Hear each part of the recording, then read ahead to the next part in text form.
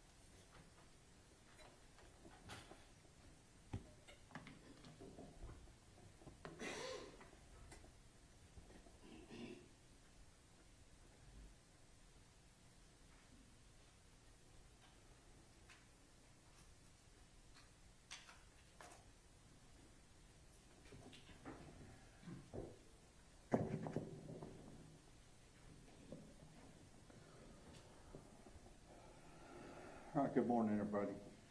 Mr.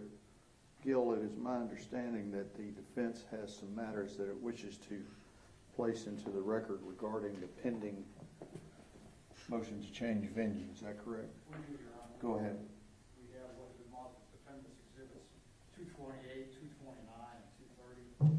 228 and 229 are recent editions of the front pages of editions of the Star Telegram, and 230 is a DVD containing a number of recent news stories from local media outlets, a lot of which were provided in discovery by the state. State have any objections to, for purposes of this hearing, to defendant's exhibits 228, 229, and 230? No objection for purposes of this hearing to defendant's exhibit 228, 229, and 230. All right, they're admitted.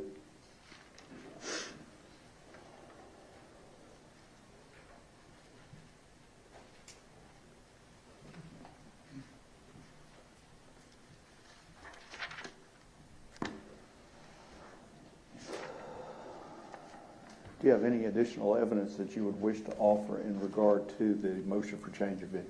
We do not, Your Honor. We rest on the motion.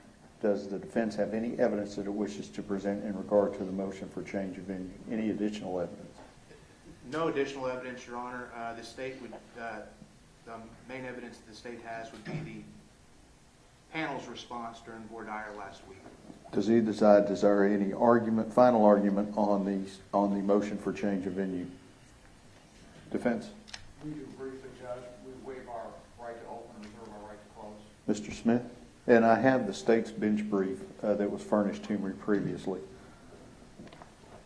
Oh, good morning. Good morning, Your Honor. Just briefly, as you mentioned, the state filed a bench brief, just to highlight some of the points in that. The defense has a heavy burden in a change of venue motion to either establish that the prejudice in the community was pervasive, prejudicial, or inflammatory, or under the second prong, that there was a coercive government force that would have influenced the ability to have a fair trial in this county. Briefly touching on the pervasiveness of the prejudice, or of the media. Most coverage of this case was in the immediate aftermath of the offense. Since the offense, the coverage has been mere case updates and included the original information that was provided in that original coverage. Additionally, there's been no indication of the viewership of the vast majority of the media coverage that the defense has offered into evidence. There's been Star Telegram circulation numbers, but we have seen the evidence has been from other news sources and things like that, with no indication of viewership. And without that, there's no way to know how many people in the community have actually viewed that. And most importantly, in regard to the pervasiveness, the jury panel last week and the benign panel truly showed that the pervasiveness of the media attention in the county is not as high as the defense would make it seem. When we compare the numbers of the benign panel that had heard of this case to those in other cases, specifically the Gonzalez case, which was cited in the state's brief, 57% of the benign panel had heard of this case before, which is really in line. In Gonzalez, the Court of Criminal Appeals noted cases with 67%, 63%, 61%, and 81% where the benign panel had heard of the case, which is very in line with what we have in our case, in fact, even more so. And out of that 57, about 25%, and that number is even a little high, of the benign was dismissed based on their exposure to pretrial media. And it's within this court's discretion to believe the jurors' assurances out of those who were questioned regarding their pretrial media exposure that they did not have preconceived beliefs or beliefs that they could not set aside in rendering a verdict in this case. Based on just the number of the benign in this case and the media, the evidence just does not demonstrate that pretrial media publicity has been pervasive. In regard to the prejudicial and inflammatory prongs of that first 3103 claim, when media is accurate and objective, that goes against a finding of prejudicial and inflammatory, and that's largely what we have in this case. The media coverage of this case has been just that, accurate and objective, reporting on the facts of what happened and the case updates, what the trial proceedings that have occurred in this case. In addition, although the body camera has been released to the media, that is evidence that the jury is going to see. Case law, as mentioned in our bench brief, supports the fact that when it is evidence that is going to be presented and it's done in an objective, accurate manner, then that weighs against finding prejudice and inflammatory. The media attention in this case has not been pervasive, has not been prejudicial, and has not been inflammatory.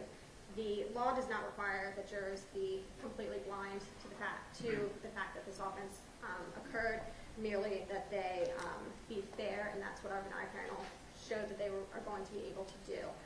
So we would ask that the court deny the change of venue motion on that first prejudice of the media prong.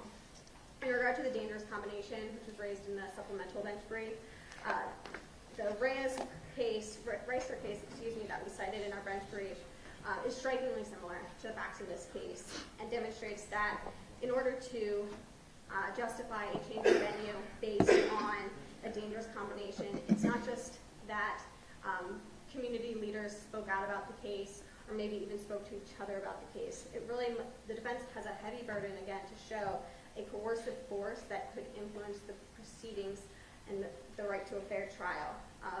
When comments of community leaders are made in the immediate aftermath of the offense, it is not likely that they are acting to impede the fair trial, and that's what happened in this case. Again, like the Ricer case, community leaders spoke out about the offense, but there's no evidence of how those comments by the community leaders influenced the community as a whole, and as was demonstrated during voir dire and being able to select a jury in this case, there's no evidence that it would have impeded the defendant's right to a fair trial. So we would ask that the court deny the change of venue on a dangerous combination grounds as well.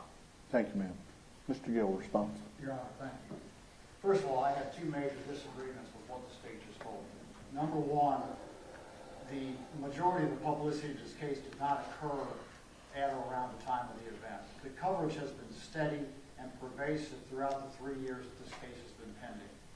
Every single event that has occurred at this courthouse has been widely covered and widely publicized, including routine court settings, including the change of venue motion and testimony itself, up to and including last week with the death of Mr. Lane and the beginning of jury selection.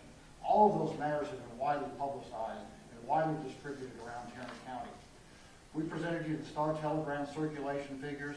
We also presented circulation and viewership figures from KTVB, Channel 11. That shows the number of households that are reached by their news broadcasts. We were stonewalled by the other media outlets in Tarrant County to get that information, but you can also see from the pervasive nature of what the actual Benaire members in this case saw, that the coverage has been pervasive. And in fact, there's been a previous finding in this case that the coverage was both pervasive and prejudicial. That finding was made by Judge Hagerman last summer, even before the recent news coverage, the recent spate of news coverage. Also, the coverage has not been accurate, and the coverage has not been objective. And that goes to the inflammatory nature of the publicity in this case. It's been inflammatory and it's been prejudicial because most of the news coverage has been inaccurate.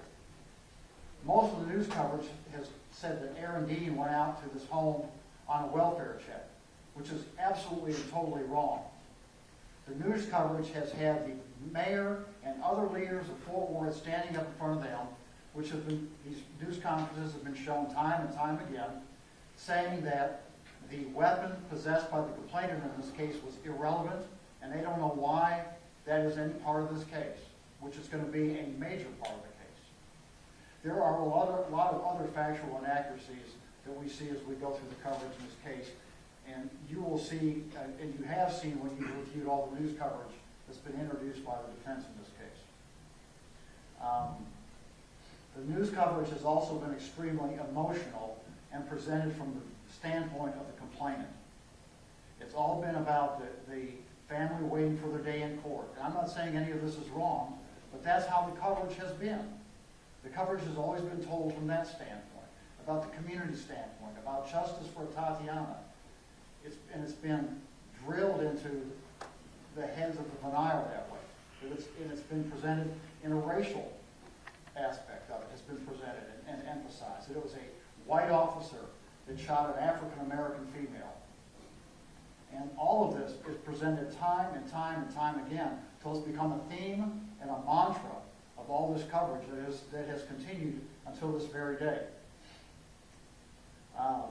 Under the dangerous combination prong of the change of venue statute, 3103 of the Code of Criminal Procedure, we have shown you that the mayor and the chief of police and the city councilman, all widely publicized, have taken, at least the mayor and the chief of police, have taken what they knew to be the truth and twisted it and made a presentation to the public that is different from what they knew the truth to be.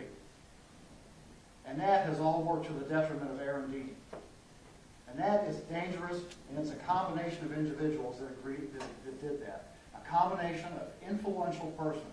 There is no one more influential in the city of Fort Worth than the mayor of Fort Worth and the chief of police of Fort Worth and the councilman of the city of Fort Worth.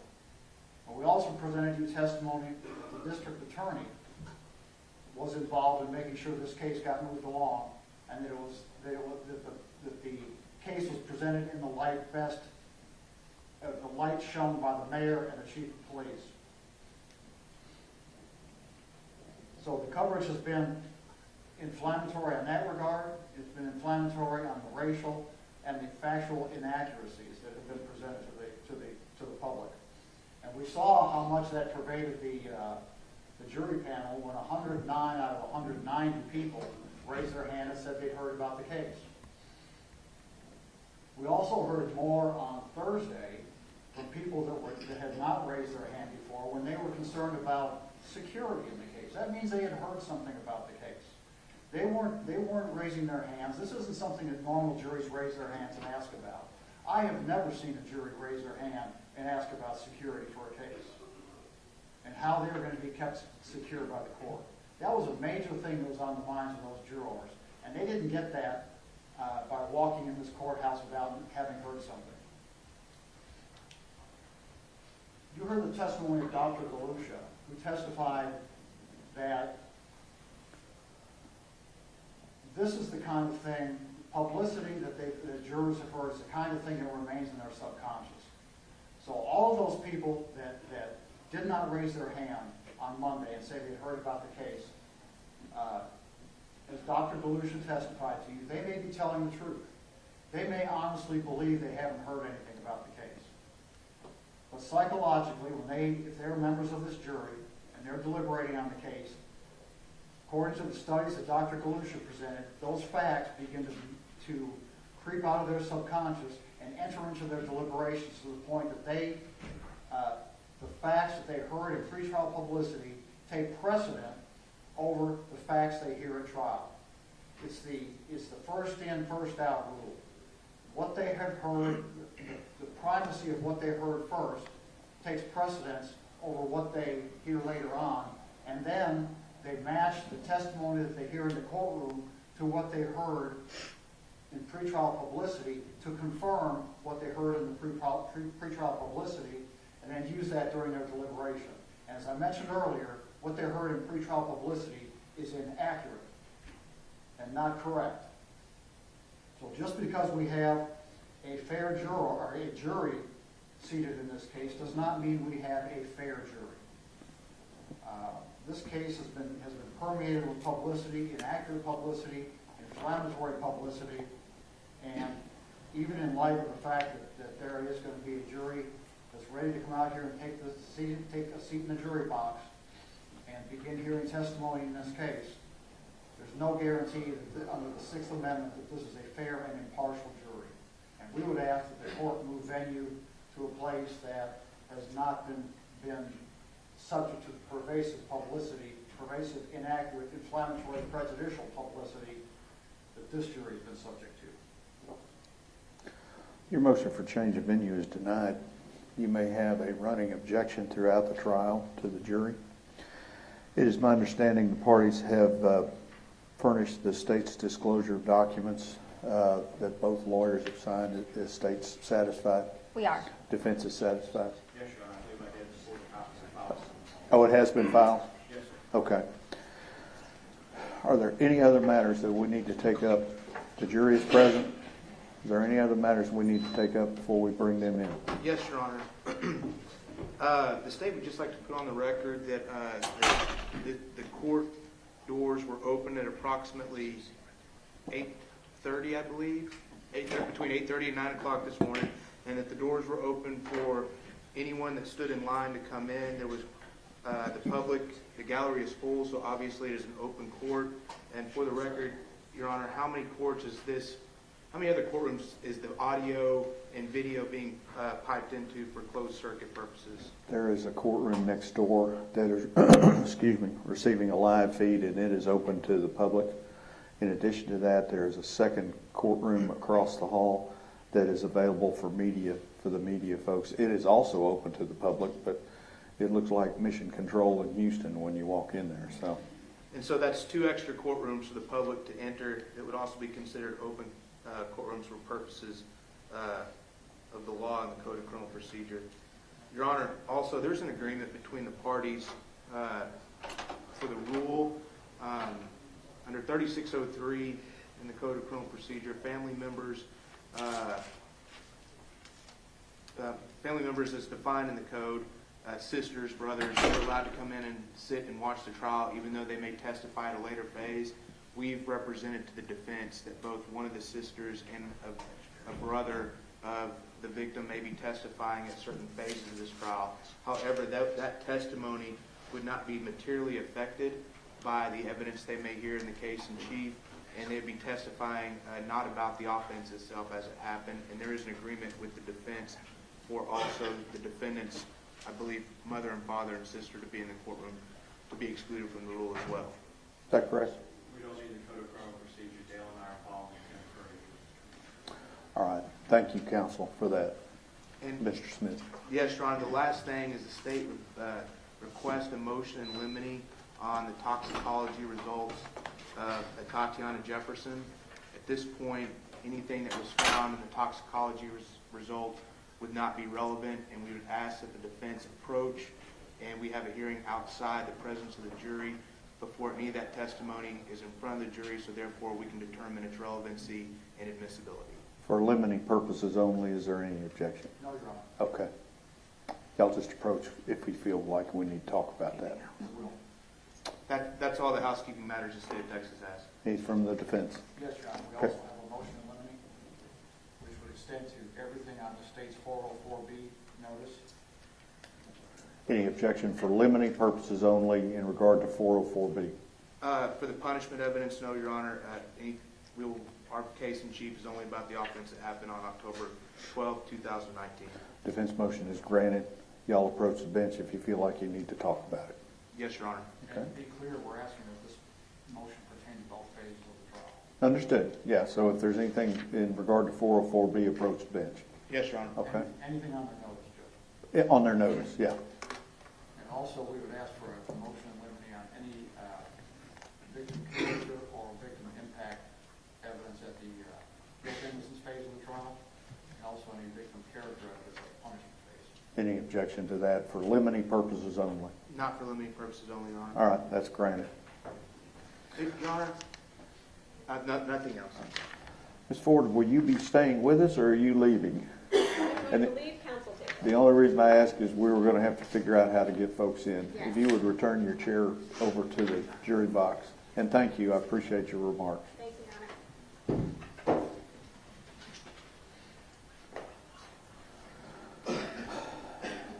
Both sides ready for the jury? State's ready. Defense is ready.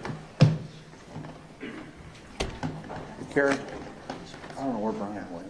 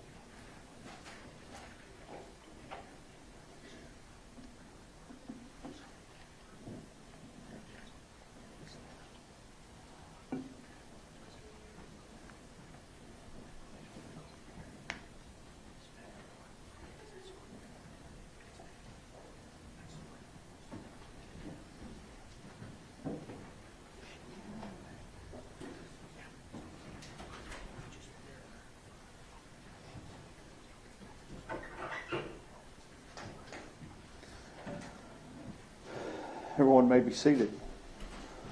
Good morning. Everyone stands as you come into the jury box, but once you come into the jury box, just have a seat. There's no need for everybody to stand up, okay? I need for each of you to raise your right hands. You and each of you solemnly swear or affirm that in the case of the state of Texas versus Aaron York Dean, you will a true verdict render according to the law and the evidence, so help you God? I do. Okay. Here's what's going to happen. In just a few minutes, the indictment in this case is going to be read in open court, and there will be a plea entered to the indictment. The lawyers then have the ability to make opening statements. The state goes first, the defense goes second. Opening statements are an outline or kind of a summary of what the case is all about, who the lawyers anticipate calling as the witnesses, and what they anticipate those witnesses to testify to. The state will then present their evidence one at a time, and the defense gets to cross-examine those witnesses. At some point, you'll hear Mr. Smith or Ms. Diener stand up and say the state rests. What that means is that's all the evidence that the state would have in its case in chief. It then becomes the defense's turn to present evidence if they wish to do so. But remember, as we talked about last week, the defense does not have to do anything if they don't want to. Okay? At some point, you will hear the lawyers for both sides say, "We rest and we close." What that means, that's all the evidence that you will hear. It then becomes my duty to prepare the set of written instructions that contain all of the law that's applicable to the case. And once I have those instructions prepared, I read them to you here in open court. And after I read the instructions to you, the lawyers will then make their closing arguments. And at the conclusion of the closing arguments, that's when you'll retire to your jury room to begin your deliberations. Okay? So now that you're even closer to me, up here in the comfortable seats, you have two duties. Number one is you have to follow the law as I give it to you at the end of the trial and throughout the trial. And your second duty is to determine the facts and the reasonable inferences that are going to arise from the evidence. The evidence that you will base your verdict on consists of testimony that comes from the witnesses and any physical exhibits that come in as a result of that testimony. Things that you can see, things that you can touch, articles of clothing, photographs, videos, things like that. The admission of that evidence is governed by rules of law, and that's where I get involved. I'm hearing the evidence for the first time just as you are. And so from time to time, I may have to ask you to step out, and I exclude you while I determine whether or not evidence is legally admissible for your purpose while I'm doing my job, just as you will exclude me once you begin doing your job. I'm not allowed to be in the jury room with you during your jury deliberations. Okay?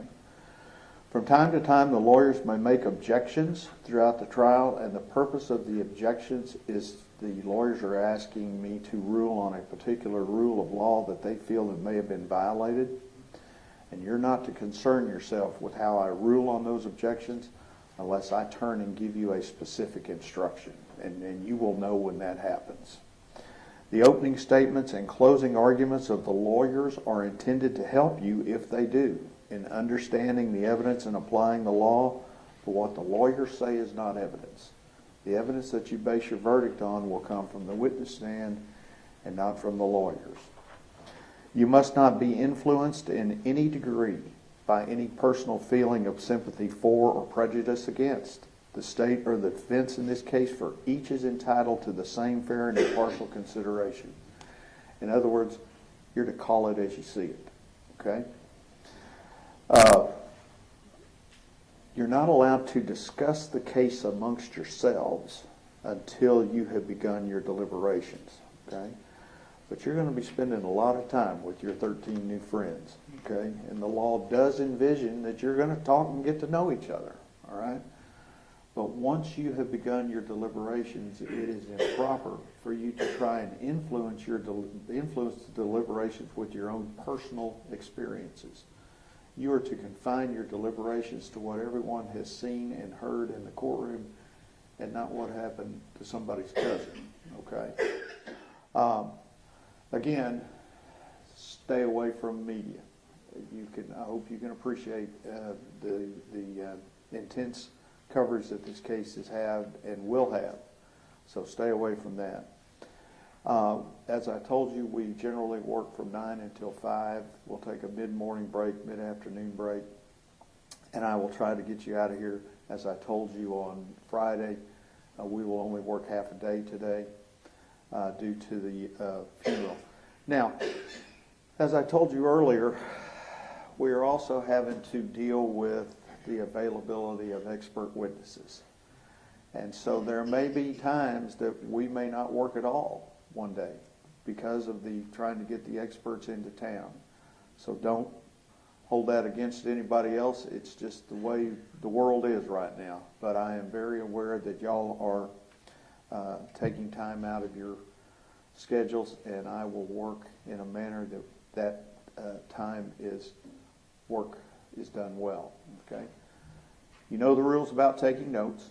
Okay. We furnished you all of the pad and everything for you, and so it is want you to be able to feel comfortable and to do your duty. Is the state ready to proceed? State's ready, Your Honor. And defense is ready. We are, Your Honor. Mr. Dean, if you'll stand.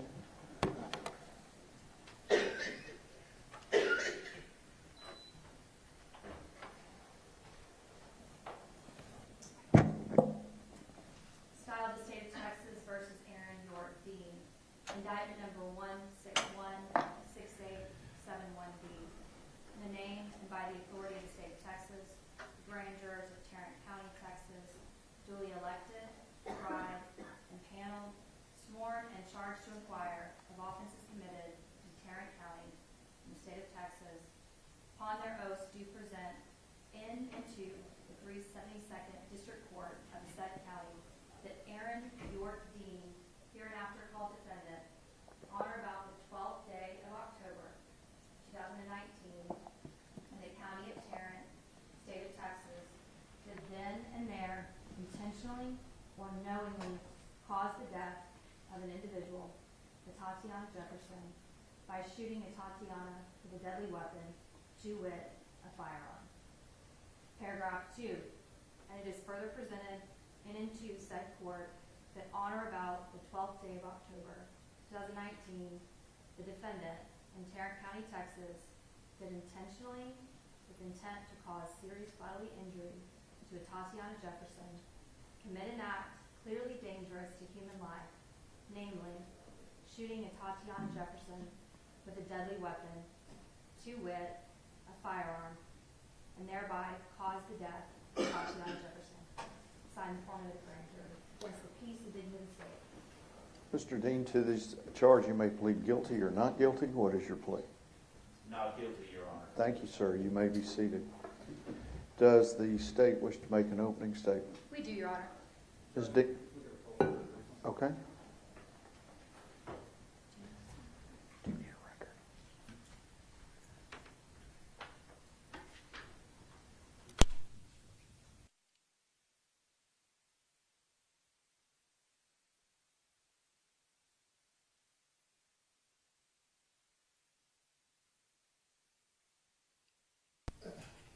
Ms. Diener, you may proceed. Thank you. May it please the court. Yes, ma'am. The last words that Atatiana Jefferson heard before she died was, "Put your hands up. Show me your hands and breathe." About a second. And you're going to hear that after those things were yelled at her, the bullet went through her back bedroom window, into her chest, through her heart. She fell down, face down. And you guys are going to have an opportunity to see and hear exactly what happened next. She says, "Oh my God." And then the next thing that you're going to hear that Atatiana heard, the last noises she ever heard, were her 8-year-old nephew, Zion, his cries. Because when Atatiana Jefferson, just 28 years old, died in her bedroom face down, she was not alone. Her 8-year-old nephew, Zion, was there to watch. Now, this is not a case that deals with rival gang members shooting each other. This is not a case about a drug deal gone bad or a robbery. This is a case about a Fort Worth police officer, a stranger to Atatiana, who shot through the back of her bedroom window in the middle of the night when she was in her home and should have been saved. You are going to hear that this is an absolute intentional act, an unjustifiable act that never should have happened. You're going to hear throughout the course of this trial from multiple witnesses that are going to talk to you about what happened in this case. They're going to hear and talk to you about what happened and how we got to Atatiana taking her last few breaths in her home. So how did we get here? What happened? So we go back. October 11th. Atatiana was killed, murdered by this defendant on October 12th of 2019, around 2:33 in the morning. So we back up to October the 11th. So October the 11th started for Atatiana and Zion very similar than a lot of other days. So you guys are going to learn a little bit about who Atatiana was. Atatiana was 28 years old. She had 3 siblings. They're right over there. Amber, Ashley, and Adarius. They call themselves the A-Team. Tatiana's mom, Yolanda Carr, she lived in the house with Tatiana off 1203 East Allen, the east side of the building. And Zion lived there too. So Tatiana, raised in Dallas, went off to school at Xavier University, graduated her biology degree. After that, you're going to hear how she came home, and in 2019, she had moved in with her mom, Yolanda Carr, off East Allen, to take care of her mom's failing health. She was also there to help take care of Zion, help raise him, because at that time, Amber was having some severe health issues with her heart. And so Tatiana was living there at that house, helping raise Zion, teaching him the responsibilities, day-to-day, chores. And you guys are going to hear on October the 11th, just a regular day, that Tatiana had taken Zion outside. He's 8 years old at this time. And let me tell you, Zion's very rambunctious and energetic, as many 8-year-olds are, right? And you're going to hear from witnesses that will describe neighbors across the street that saw Tatiana and Zion outside, her trying to teach him how to mow the lawn. So this neighbor sees Zion running across the lawn, pushing a lawnmower, trying to learn how to veg. After that, on October the 11th, they went inside and they had dinner that night. They burned the hamburgers they were making in the kitchen. So there was smoke. So both the front and the side door of this house, they opened to let that smoke go out. Both of these doors also had storm doors, kind of like those storm doors that you'll have, it's either a screen or glass. That was kept shut, but the main door, the front and the side, were open to let that smoke go out. So at this time, Yolanda had been in and out of the hospital, and on October 11th, going into the 12th, she was in the hospital. And unfortunately, Yolanda has since passed away. So in that house that night, there was a Tatiana and her nephew. So once they go to bed, they go into a Tatiana's bedroom, and you're going to get to hear about Tatiana and what she liked to do. She was studying, wanted to be a doctor.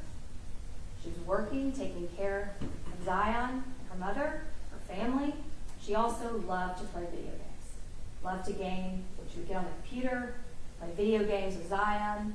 That's what she loved to do. In fact, her siblings would poke fun at her for playing video games all the time. Just what she liked to do.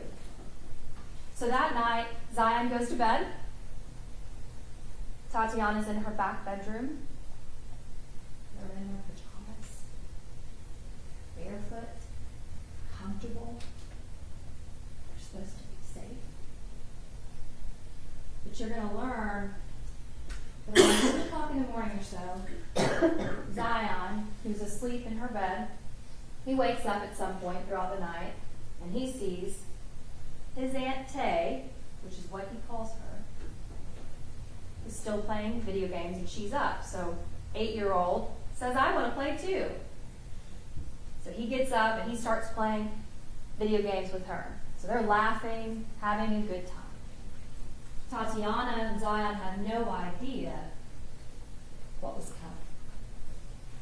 They had no idea that across the street, James Smith and neighbor had called the non-emergency number for Fort Worth because he saw and noticed those two doors were open. That front door and that side door were wide open. Lights are all on in the house. Both cars are in the garage or in the driveway. But that's unusual for those doors to just be wide open. It's a dark, really cold night. And so when the call comes through, he calls the non-emergency number, gives them the information, tells them, when asked if the neighbors are home, he tells them, well, both cars are in the driveway, and he describes them. He says that his doors have been open for several hours. I just want to make sure everything's okay. So when this defendant and his partner, Darch, her name is Carol Darch, and you're going to hear from her. Carol Darch and this defendant go in their patrol cars, 2 separate patrol cars, show up around the East Allen area. They actually park right next to a house that they believe to be 1203. They went to the wrong house first.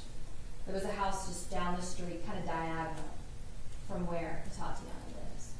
And you guys are going to have an opportunity to see maps, photographs, and hear testimony from these witnesses, so you better orient yourself as to what we're talking about.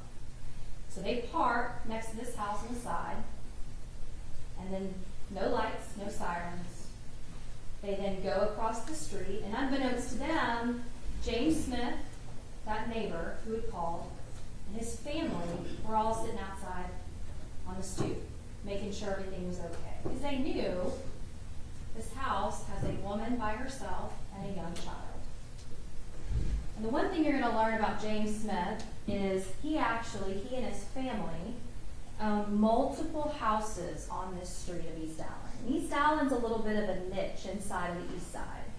East Allen, a 1200 block where Tatiana and her family lived, across the street there are multiple houses, and those all belong to James Smith and his family.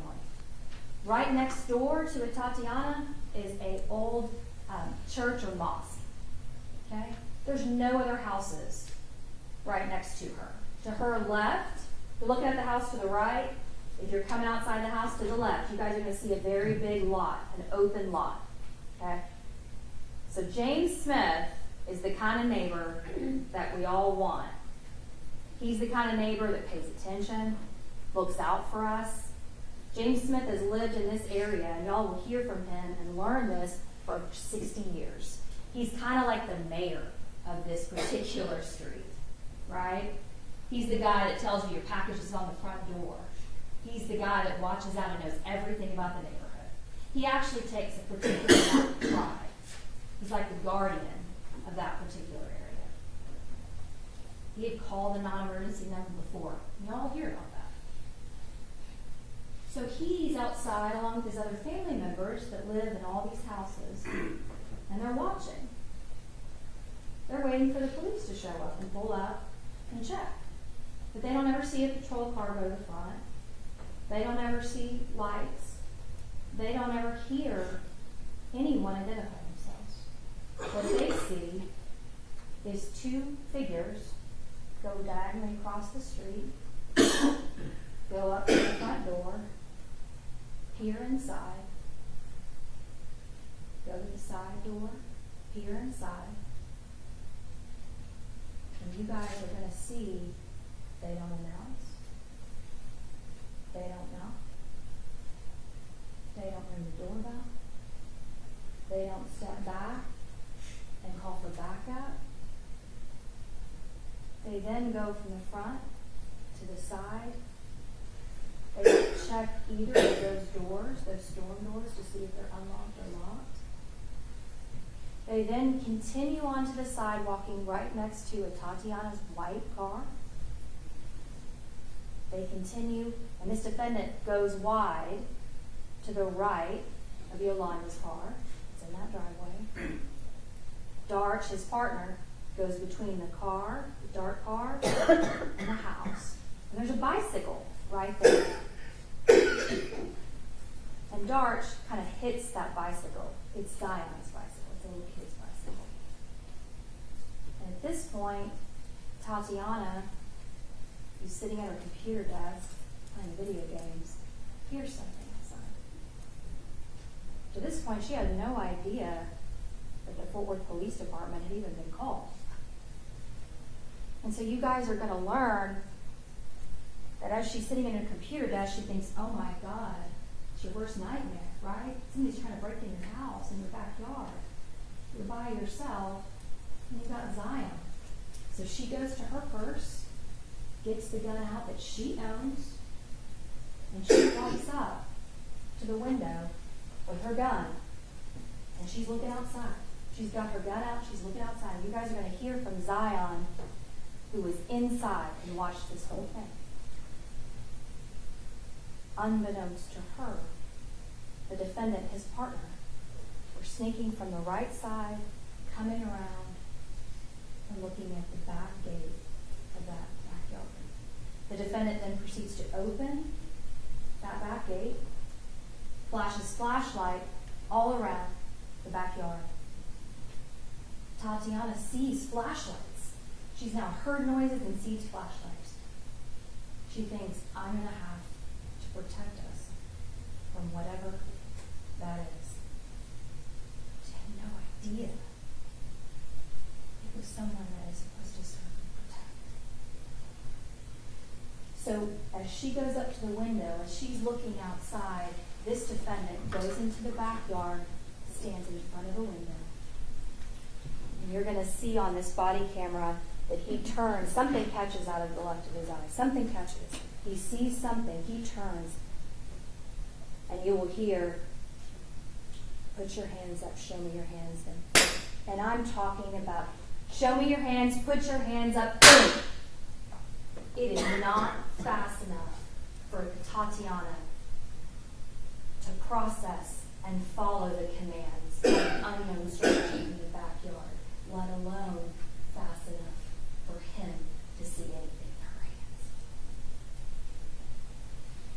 When you watch this body camera footage, pay attention to what this defendant says, what he does, what he doesn't do, and what he doesn't say. Because that's very important to this particular case. And we're going to watch the video over and over again throughout the course of this trial. So after this shot is fired, immediately his partner, Darch, says, we got to get in there. We got to get in there. Dean, we got to get in there. So at that point, they go from the backyard, out the gate, around the cars, side of the house, back to the front, through the carport, in the front, in through the front door, start going through the house, straight inside, and you'll hear Darch say, put your hands up, Fort Worth Police, starts to finally announce as they're getting through the house into the back bedroom. The entire time that is happening, you will not hear this defendant ever say, go. He said, show me your hands. Put your hands up. He didn't say drop it. He didn't say gun. And if they're about to rush into this house, he did not warn his partner that he had seen it there. So they go into the house. They rush to the back bedroom. They find Zion on the bed. Hysterical. Tatiana is face down. Darch immediately takes Zion from that room, takes him to the next room to get him out. Tries to calm him down. And so what does the defendant do when he gets in there and sees her? He doesn't do CPR. He doesn't put his hands over her chest to try to save her life. He doesn't do any of those things. Instead, what he does is he's looking around the room. His flashlight comes upon Tatiana's gun. And when we play that video, I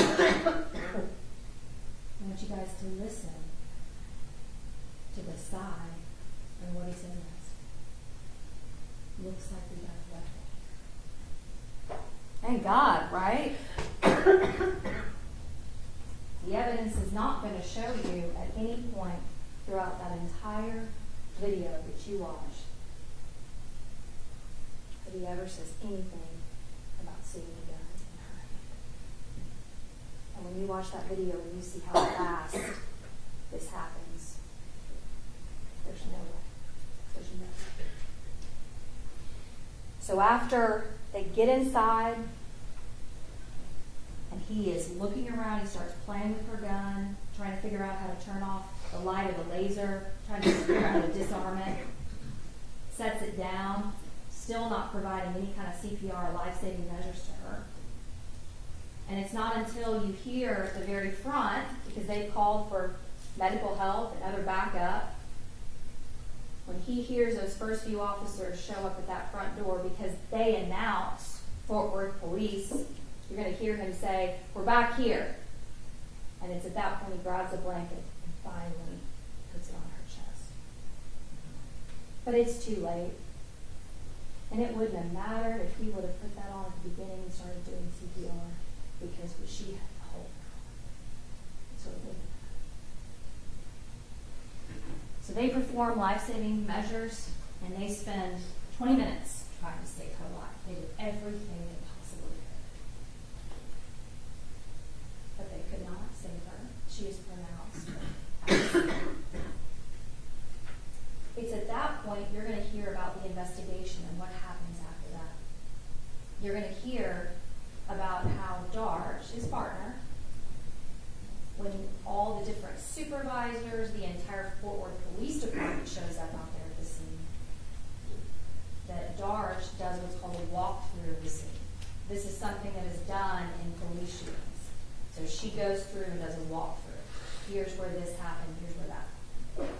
She does not do that, though, until she gets the benefit of having her fleet attorney there. And when I say fleet attorney, I don't mean these two folks, not criminal defense attorneys, but attorneys that are provided to law enforcement by the associations. They get the benefit of having that attorney show up and be with them right after the shoot. So she does a walkthrough, explains what she has seen, what happened, and what she remembers. She's put into a patrol car, and then she is taken to the major case unit, which is a part of Fort Worth Police, and they investigate police-involved shootings, any incidents involving police.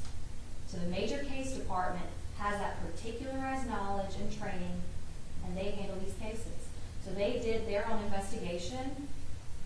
They interviewed Darch 2 different times, went through what happened. They looked at that video over and over and over again, frame by frame, slowed it down. They met with multiple witnesses, medical personnel, went out to the scene. The crime scene is going to testify. They're going to talk to you about what they did out there at the scene. You're going to see a bunch of different photographs so that you guys can really see and envision this house and this backyard. They took measurements. They collected the guns from both from her house and from the defendant. And you're going to hear that after Major Case interviewed all of those witnesses, reviewed the 911 call, the video, looked at all the photographs, were out there at the scene, that they determined that there was sufficient probable cause for an arrest warrant affidavit to be given to a felony district judge, just like this judge. And that judge signed an arrest warrant for this defendant to be arrested for murder.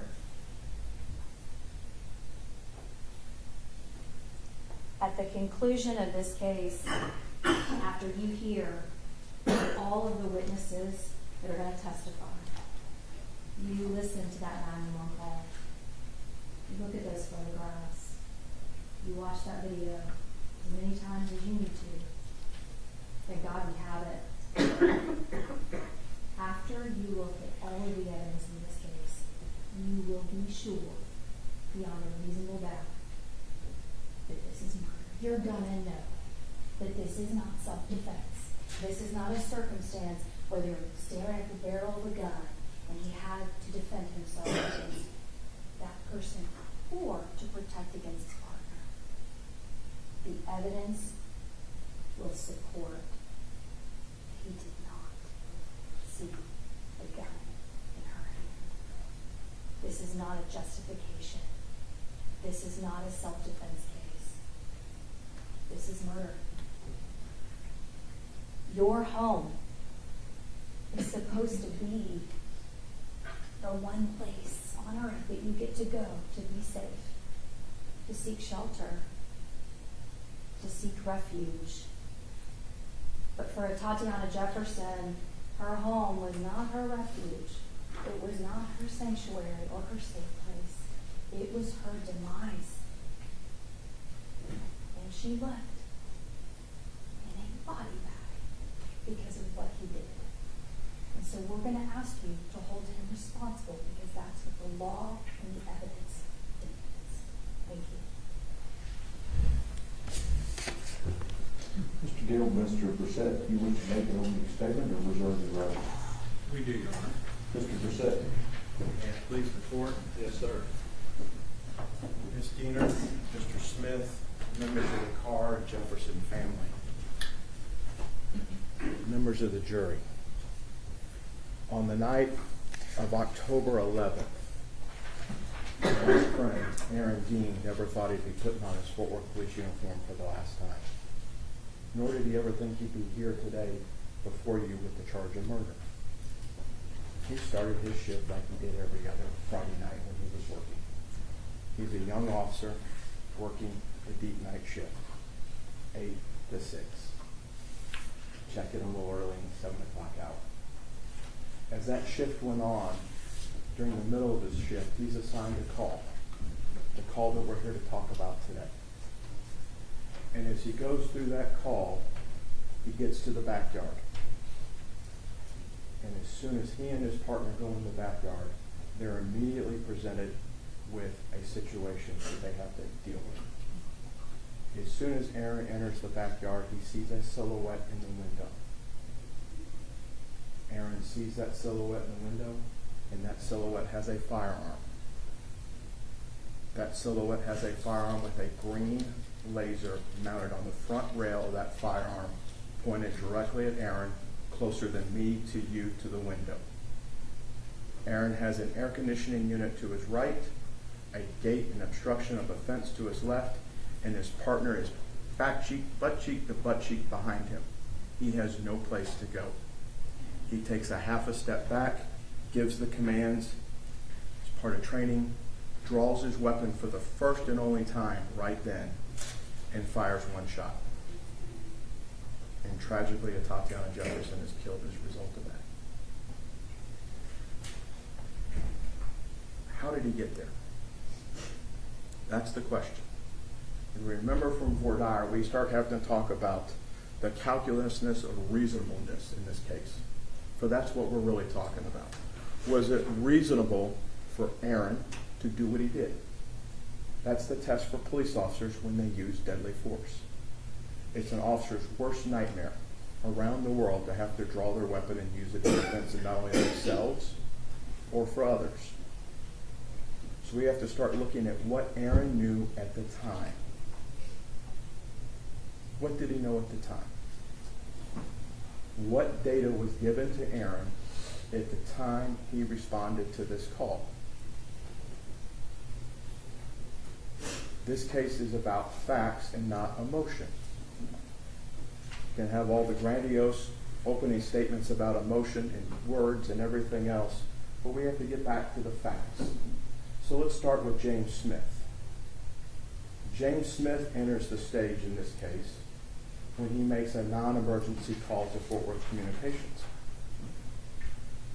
Let's talk about Fort Worth Communications for a second. The state at the end of their opening said it was a 911 call. That's common for both tables. We'll probably slip up at the end. It was to the non-emergency number. Fort Worth Communications is based over just behind TCU on the west side of Fort Worth. It's a large room that has multiple stations. Each station can receive calls. One day you may be a call taker taking non-emergency numbers. You may be at the same shift if it got busy taking 911 calls. Everybody's trained the same. Everybody sits at a console that's identical. That's the call taker role. When you call Fort Worth, whether it's non-emergency or 911, they're all trained, and collectively they're all trained in the county together so they can cross over if there's an event. If somebody loses communication, say at Arlington, Fort Worth takes their calls. There's a very robust system for that. Mr. Smith calls the non-emergency number as a result of what his relatives have seen throughout the night. The doors have been open since 10. These glass storm doors that the smoke's being let out of have been open since 10. He calls, and as a result of what the communications officer hears, the call taker picks what code in the system to place upon a call. It could be a welfare check. It could be an open structure. It could be a robbery. It could be anything that they call the police department for. When we start talking about stuff like this, they follow general orders at communications. They have a playbook. This is what I'm being told from the caller. How do I code it to get officers there? Based on what Mr. Smith said to the communications officer.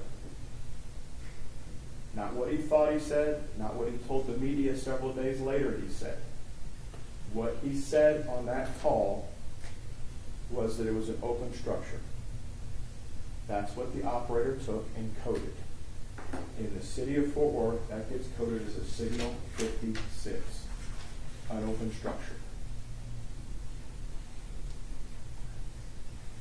For the police officers, they, in their patrol cars, both Officer Darch and Officer Dean, have what's called an MDC, or mobile data computer, plus their radio in the car and their handheld radio that you see on the officers that have taken you in and out of the courtroom here, and you'll see throughout the common here. So they have their computer, they have their handheld, and they have their car radio. When the city of Fort Worth cuts an officer loose on a call, it's simple. They give them the call through the MDC, and they give it to them over the radio in case they're not in their car at the time so they can hear it. Officer Dean was the primary officer. You may hear a Fort Worth officer during this trial say he was the sheet officer. He was assigned to, it was his beat. Right? He's the primary, Darch is his backup. For open doors, why do they need two? Because in Fort Worth's general orders for communications, it's a priority 2 call. Priority 1 being the highest, usually lights and sirens. Priority 2 is just below it. A priority 2 call requires 2 officers. If 2 officers aren't available, the general orders say the sergeant or lieutenant on patrol in that area is assigned as the second officer. If the sergeant or lieutenant are not available, it goes to a neighboring area until there's 2 officers there. For officer safety, priority 2 call. Darch makes it there first, Dean gets there second. I think the evidence will show that Darch goes to the wrong house first. They come back, look in the squad again, and get the right address. And they walk up to the front of the address. Remember, what did they know and when did they know it? Here's what they're told when they're going to the call, both on the radio, for the ear, and for them to read. Complainant advised, front doors to addresses open. Both the neighbors' vehicles are in driveway. White sedan and dark colored sedan. Neighbors are usually home, but never has door open. The word welfare is never said. They're given a signal 56. It's not a welfare check to Dean and Darch. The doors are open. That's what they have as the data elements when they arrive on scene. In addition to the communications general orders, the city of Fort Worth has a rather extensive set of general orders for officers. Communications is called Play 56. Play 56, Signal 56, takes them to a certain section in the general orders for how officers, young officers that have just come out of training, been to the academy, had this book drilled into them day in and day out. Signal 56 is an open structure. You go to that in the book, it says treat it like a silent alarm. Burglary of a building, a silent alarm. Silent alarm, you don't park in the front of the building or structure or residence. And I think Officer Darch will make that very clear to you when she testifies. She did to the detectives that were asking her the questions. You don't park in front for officer safety. So they park down the street on Mississippi, short distance away, and walk up. Silent alarm says you don't reveal your position. You check to make sure if there's any forced entry on the structure.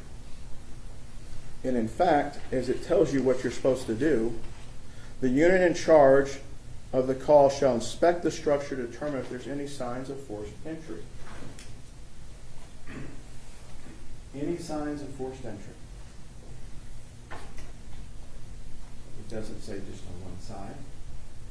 It doesn't say that you just look here and stop. Those officers walked up to the front door, and at that point you're going to see Dean's body camera come on. When they looked inside and saw the mess that was inside the front of this residence, through the front door you see the living room. Through the living room, it's kind of a living room combo kitchen. Upper cabinets in the kitchen are out, open, stuff strewn all over the floor. The living room looks like it's been ransacked. You're going to hear from both Carol Darch and others that went out there what this scene looked like when they were there. That's a data element for these two. These two see a house that to them appears to be ransacked. We're on a signal 56. It's treated as a silent alarm. They have to be quiet. They're not knocking on the door because that's not what the rules tell them to do. And they see what to them, what Darch is going to tell you, looks like a burglary in progress. Because the house should never look like that in their mind. That's what this looks like inside. They go down the side. They have to step over a weed eater. They have to step over a mower. Data elements that may sound simple to others, to an officer that works the beats in this area, this is a neighborhood in transition. Mr. Smith and his other neighbors have worked hard to get the criminal element out of their neighborhood. Yet it's still a rough neighborhood. The mosque church next door, the air conditioning units have a 10-foot fence and a steel cage and concertina wire and steel cage fencing around all the first floor windows. Miss Jefferson's AC unit has a steel cage welded around it, and it's new construction. Things that are left outside at night tend to disappear. Burglars tend to leave stuff piled up to take away if there's a burglary in progress. You walk over a weed eater, there's a mower out at 2 in the morning. There's a young man's bicycle out down the left side. They clear the vehicles because that's what they're trained to do at the academy. They split. Carol down one side, Aaron down the other. They meet at the gate. This gate opens up to the out. It swings to the left. It's about 8 fence panels wide is this gate. Hinged on the outside, opens and swings. It's an odd angle when you look at it. When you open the gate and come through, you're immediately confronted with a window on your left. And that's the window we're talking about. It's a rather large, spacious backyard, brand new fence, brand new structure really for the most part. Something that I don't think you would expect when you see the photos for this part of the neighborhood as the community's bringing the neighborhood back. Darch goes into the right, Dean goes into the left, they're covering each other. You're going to hear from Darch that they start what they call slicing the pie. As they're covering each other, they start working the backyard in sections to make sure there's not a threat. Darch has Dean's back, Dean has Darch's back. Dean has to clear the open window he passes. Because after the door on the right-hand side of the structure up front that was open, there's no other windows for them to clear prior to getting to the backyard. Following their general orders for what a signal 56 is, go see silent alarm. Silent alarm says you inspect the structure for forced entry. Dean comes across that window. At that window, he sees a silhouette. He doesn't know if it's male or female. Doesn't know the racial makeup of the silhouette. He sees it. He sees the green laser and the gun come up on him. He takes a half a step back, gives a command, and fires his weapon. After the shot's fired, they call out.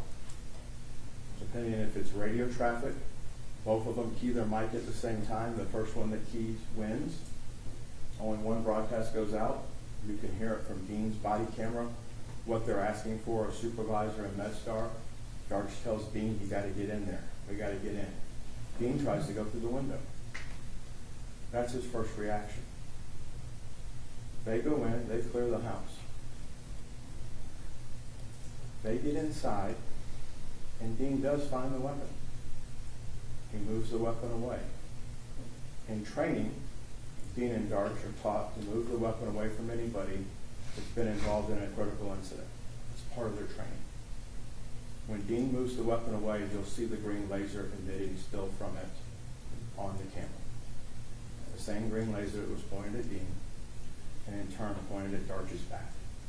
Because if Dean steps out of the way, then it's his wingman that gets hit with the laser. It'd be painting her back. It's true from what the state just told you that her injuries were incompatible with life at that point. Darch took the little boy all the way outside, and you're going to hear from a sergeant, the state calls her, who is her officers, it's her scene. Fabulous sergeant. Okay. She runs that scene, and there's an officer that's given custody of the boy and takes care of him like it's his own. Young Zion's a brave man. They start a process, as the state told you in their opening. Everybody from the mayor's office on down is notified.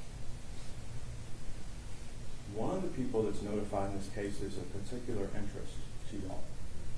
Her name is Lindsay Dula. Okay. And Lindsay's specialty, she's nationwide known. Lindsay's specialty is interviewing children.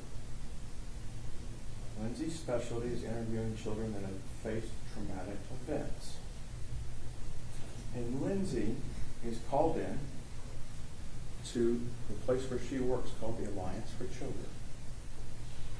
And the Alliance for Children is a place that is set up for audio and video recording. It's a safe place for children.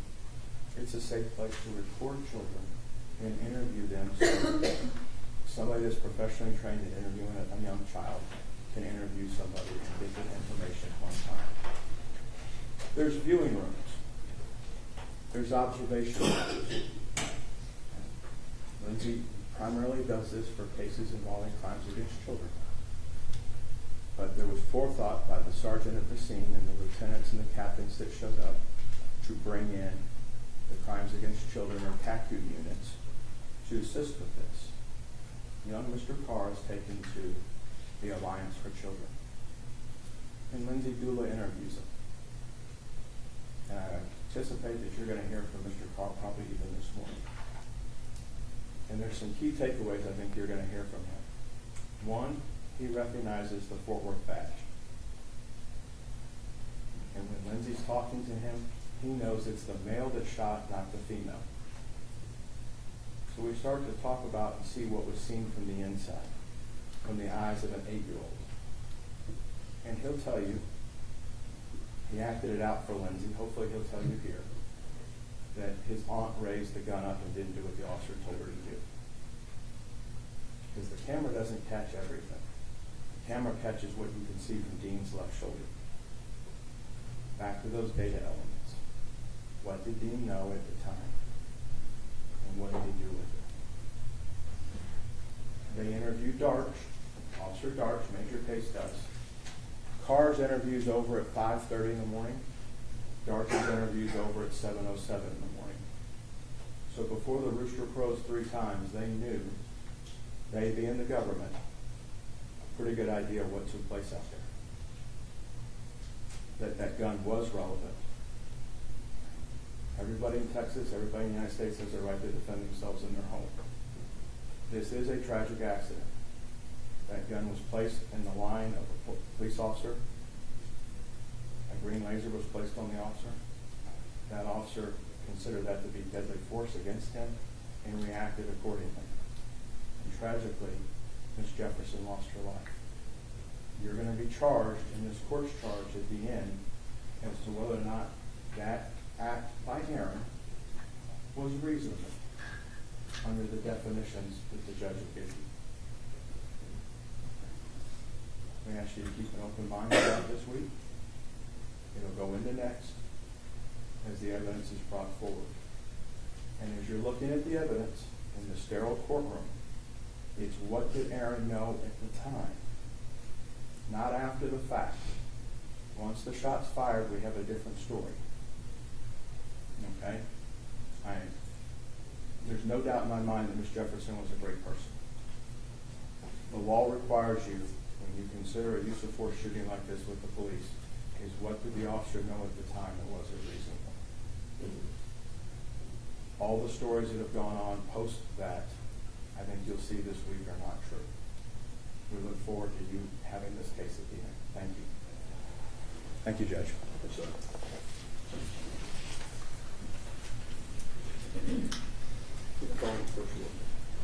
State of Texas calls Zion Carr. Zion Carr.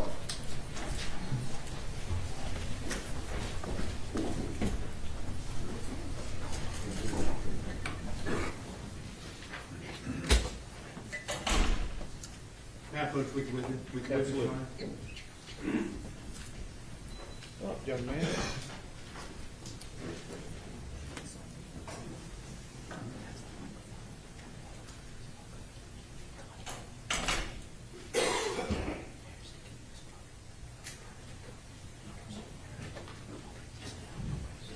Good morning. Okay. Raise your right hand for me. You solemnly swear or affirm testimony given this cause to be the truth, whole truth, and nothing but the true self you got. Okay, have a seat right here.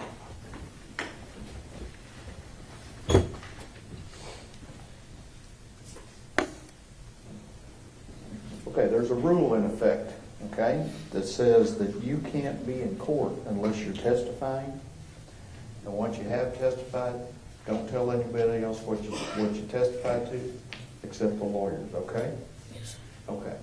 I want you to tell me your first and last name and spell it for my court reporter, please. My name is Zion Carr, Zioncarr. Mr. Smith. Zion, could you say your name again just a little bit louder? Zion Carr. Okay. You want to now approach the witness, Sean? Absolutely. Why don't you move that clip up just a hair? There you go. That's good.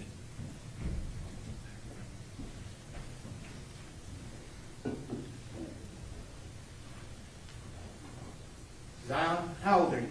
11, And do you remember your birthday? July 25th, 2011. July 25th, 2011. What's your mom's name? Amber, And does your mom have any sisters? she got 2, And what are your mom's sisters' names? Ashley and Atatiana. And does your mom have any brothers? She got 1 and his name is Adarius. I bet you that microphone is going to pick up what you're saying so you don't have to lean over, but thank you for trying. Zion, do you know the difference between a truth and a lie? Yes, sir. So, if I was to tell you, I'm holding up a marker. What color is this marker? Red, And let the record reflect I'm holding up a red marker. If I was to tell you this marker was blue, would that be a truth or a lie? lie. Is it good to tell a lie? No, sir. What happens when people tell lies? They could get in big trouble. You get in big trouble for telling a lie. So, can you promise me that everything we're going to talk about today will be true things? Yes, sir. Thank you, Zion. Zion, what's your favorite sport? Basketball. And who's your favorite basketball team? The Grizzlies or the Lakers? Who's your favorite basketball player? John Morant. I'm sorry? John Morant. John Morant? Why do you like him the most? Because he's a new player, but he act like he's not. He got good confidence too. Good confidence about going to play hard. Yes, sir. What grade are you in right now? 6. You like school? Yes, sir. What do you like about school? My teachers, And what do you like most about your teachers? they treat me well and they show me how to do problems if I don't know how to do it. Do you have a favorite subject in school? Math, Why do you like math so much? because I like doing multiplication and division. What do you want to be when you grow up? An NBA player, Do you have a backup plan in case you're not an NBA player? a scientist. Oh, a scientist. That's a great job.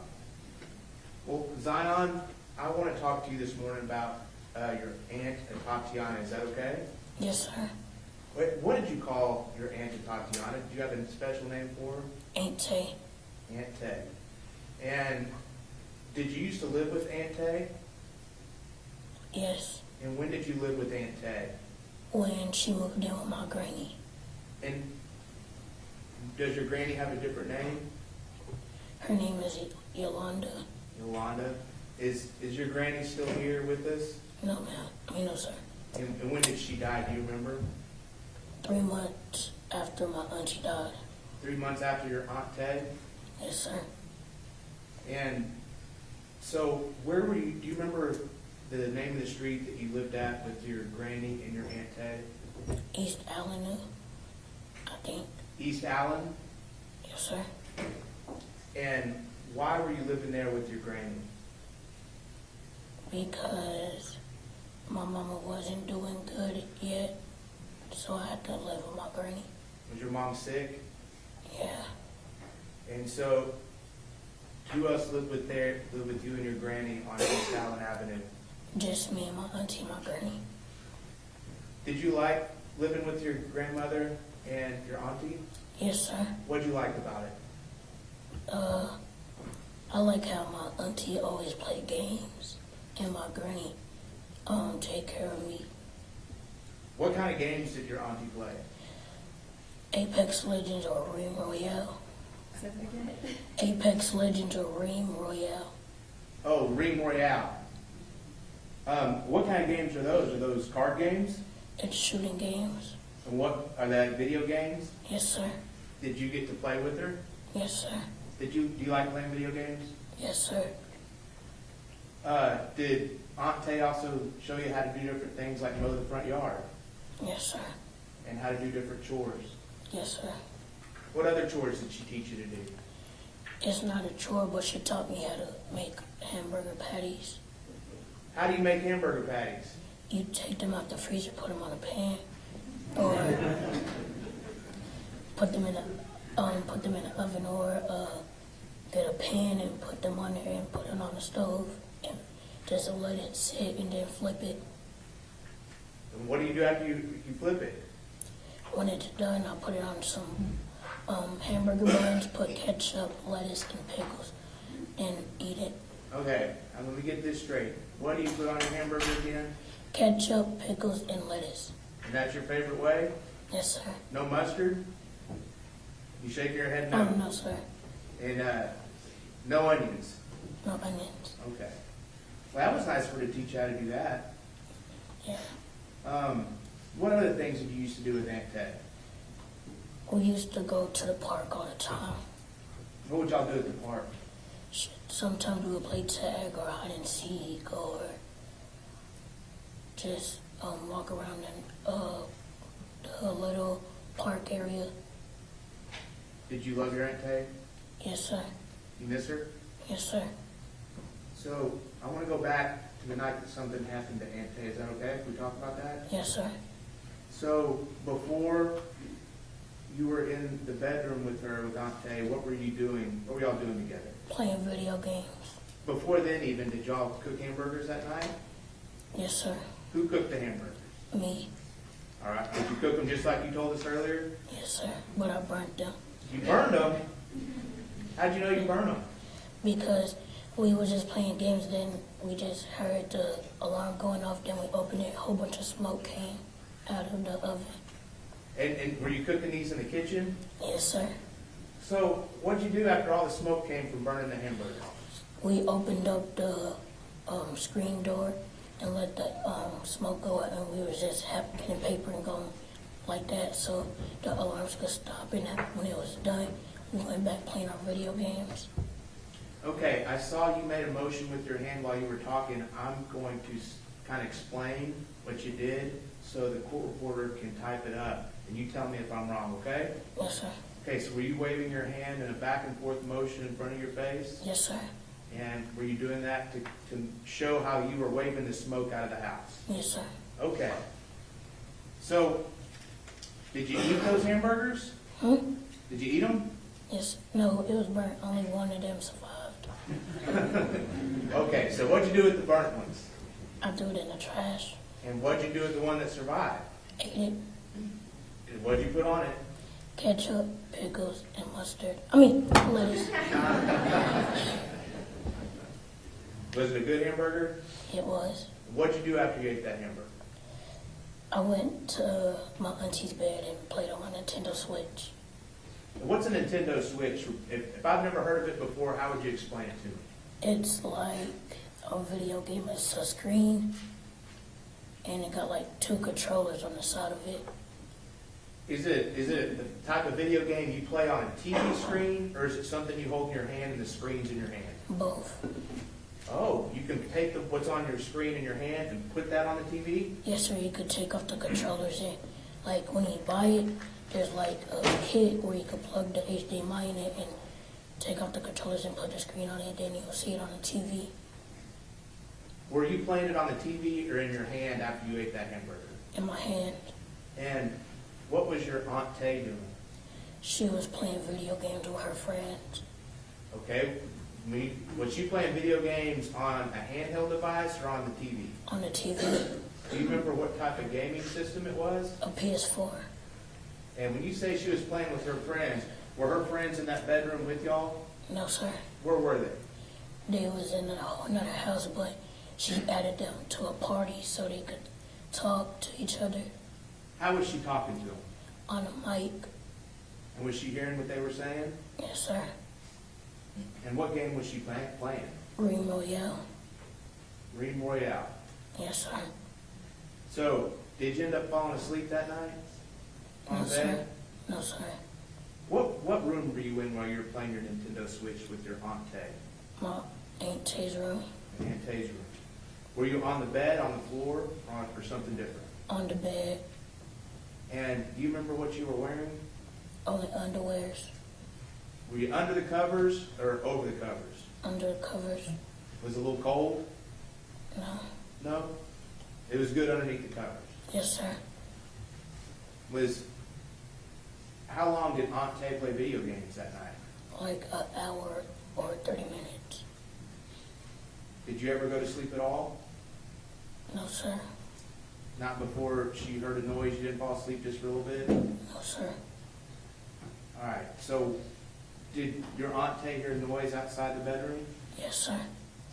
What were you doing when your Aunt Tay heard that noise? I was still playing on my Nintendo Switch. How did you know your Aunt Tay heard a noise? Because she told me, did you hear it? And I said no. Was the lights on? Were the lights on in that bedroom? Yes, sir.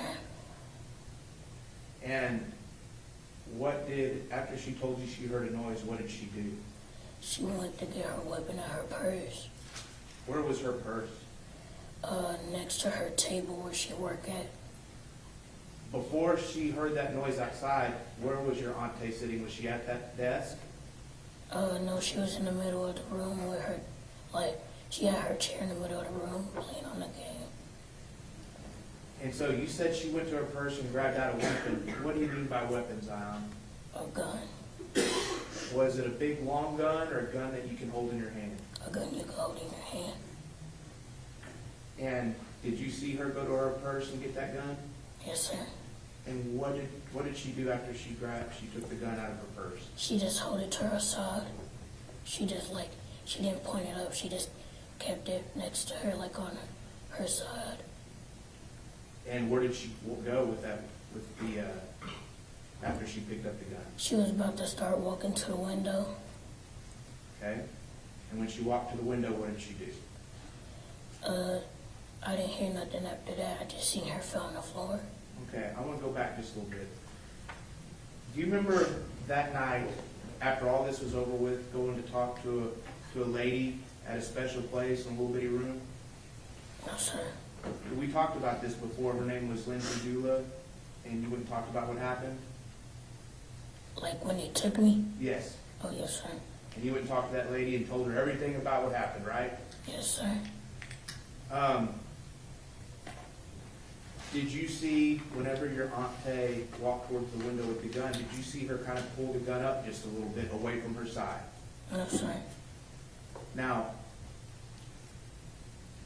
when we talked before, you said that she did kind of pull the gun up a little bit.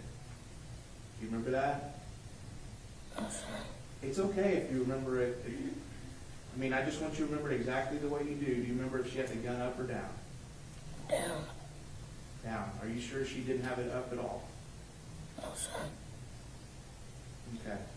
And how close did Aunt Kay get to the window?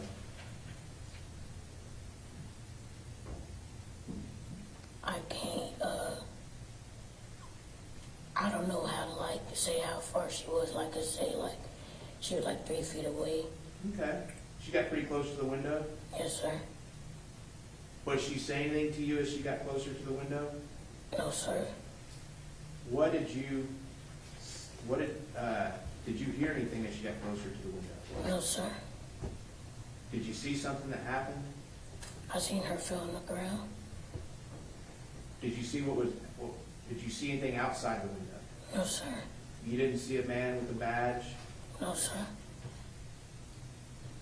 Did you hear anything before she fell to the ground? No, sir. What happened after she fell to the ground? She started crying, and then after that, 2 police officers came and got me. Did you know what had happened at that point? No, sir. Did you know if your Aunt Tay was hurt? Yes, sir. What were you thinking? I was thinking, is it a dream? How did you think she was hurt? Because she was crying and just shaking. What happened when the 2 policemen came into the bedroom? They seen me and they told me to get up, and they took me to the back of a police car. Did one police officer take you or both of them? Both of them. Both of them? Are you sure it wasn't just the woman police officer? No, sir. Like, the man, he walked a little bit, but then the lady told him, like, to go check on her. Like, when we got halfway, like, right there by the kitchen, so he did. By the entrance of what? Hmm? By the entrance of what? Repeat what you just said so she can Oh, hear you.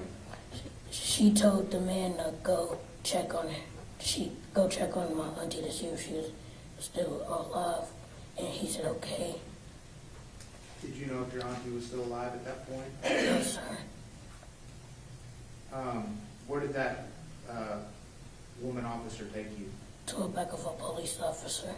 I mean, she took me back to a back of a police car. And when she took you to the back of the police car, what were you wearing? Only underwear. Were you cold? Yes, sir. Were you scared? Yes, sir. Why were you scared? Because I seen my auntie crying, so I thought it had to be something serious. Did you know what those police were doing? No, sir. And do you remember how long you sat in that car? About like 5 minutes, waiting for an officer to come wherever they was gonna take me. Did another officer show up that you hadn't seen before? Yes, sir. He was different than the 2 that came in the house, right? Yes, sir. And what did that officer do with you? He was the owner of the police car, so he gave me like a big shirt to put on, and then after that I fell asleep. Was that officer very nice to you? Yes, sir. Do you remember his name? No, sir, he never told me his name. But he was really nice. Yes, sir. And what happened after you fell asleep? I fell asleep and then he woke me up, and I was at like a little daycare or foster care. Oh, the place where the woman talked to you? Yes, yes, sir. And was that woman really nice to you? Yes, sir. And she just explained that she had to ask you some questions about what happened, is that right? Yes, sir. When did you find out about what happened to your Aunt Tay? After a couple of days, when I stayed with my mama, when she came and got me from the place, And what did you find out had happened? I seen she died, so when I seen she died, I went to my mama and asked her, is that true? Did you find out it was true? Yes, sir. How'd that make you feel? I was very upset. Were you upset that night? I Did it happen? I wasn't upset. I was confused because I didn't know if it was a dream and if I wasn't waking up still. Did you hear anyone get shot that night? No, sir. Why don't you think you heard anything? I probably don't just remember it, but I think didn't hear nothing. Did you hear the policeman say anything outside the window? No, sir. I don't remember. Do you remember seeing him at all outside the window? No, sir.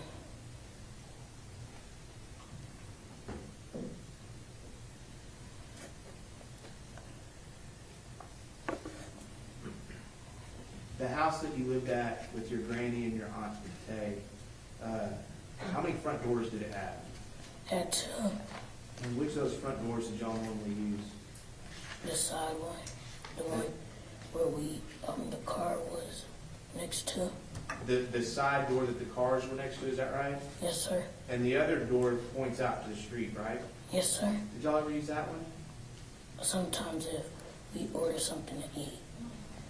And those doors, did y'all normally keep the doors closed? Yes, sir. Now, because those hamburgers were burning, what'd you do with those doors? What'd you and Aunt Tay do with those doors that night? So we forgot the front door was open, and the screen door was still kind of open when I opened the window off it. So y'all kind of open up the doors to let the smoke out? Yes, sir. But those glass screen doors were still kind of shut, is that right? Yes, sir. Those were open too? Pass the witness, Your Honor. All right, we've been going a while. I want to take our mid-morning break, okay? You stay right here, okay? Y'all retired to your jury.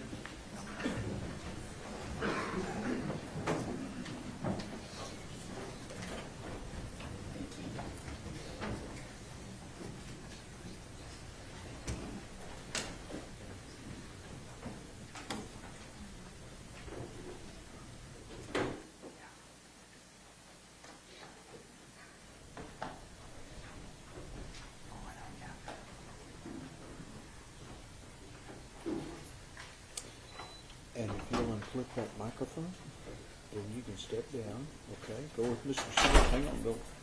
You know what? It's in your pocket, isn't it? Okay, just clip it back on. It's okay. I got it turned off. Okay. Okay. We will start up at 10:45. 10:45, everybody.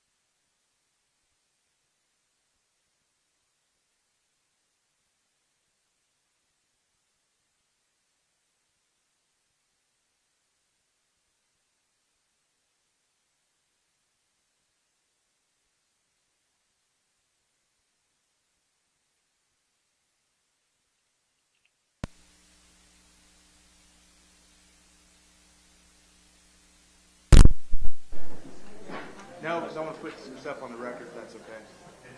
And then bring them in.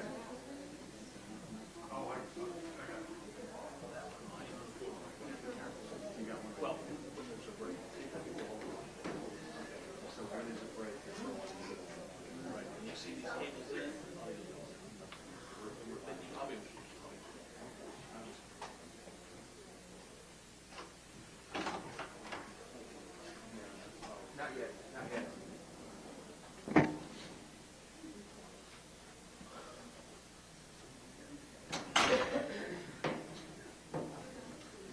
Yeah, he is. I'm gonna have to do some stuff, some housekeeping stuff. It's not a big deal at all.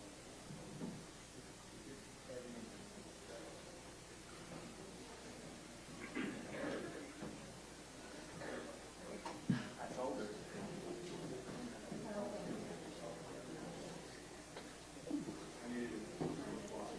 Just make sure it's in her pocket. Okay. Yeah, all right. All right, outside the presence of the jury, Mr. Smith, there's matters that the state wishes to place in the record. Go ahead. Yes, Your Honor. We have just passed Zion Carr for cross-examination. In his direct examination, Zion Carr represented that he did not remember Atatiana Jefferson holding the gun up. He maintained that she kept it down at her waist. In any of the previous meetings we've had with Zion, he had not said that. He said the gun was up. He also stated on direct examination that he did not remember seeing a man with a badge outside the window. That is also different than what he has said in our previous meetings. We have turned that disclosure over to the defense. This was the first time the state of Texas has heard him say that. It's not unusual for children on the stand to say something somewhat different. The state has no problem with that. It is just for purposes of 3914 and Brady that we wanted to put on the record that today was the first day that we had heard that information. Defense is satisfied.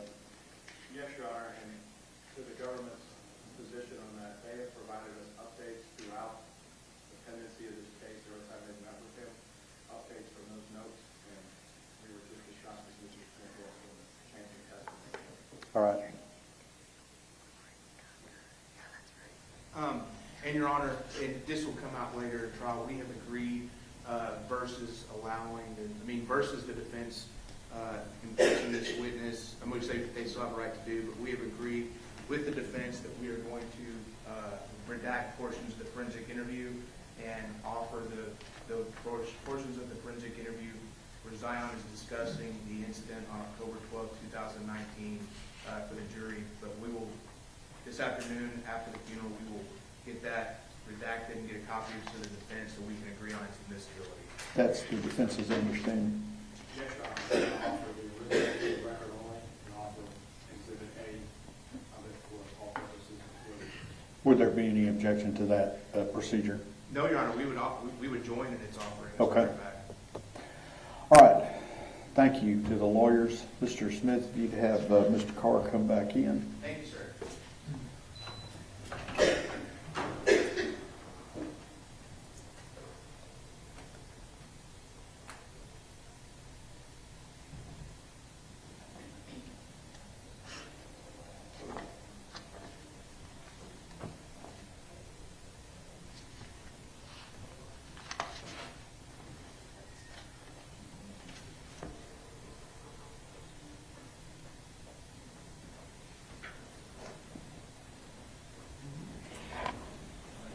Come on back up.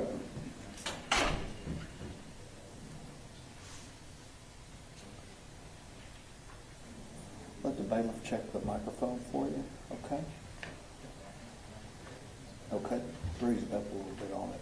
A little bit, there you go. Yeah, that's good. Okay.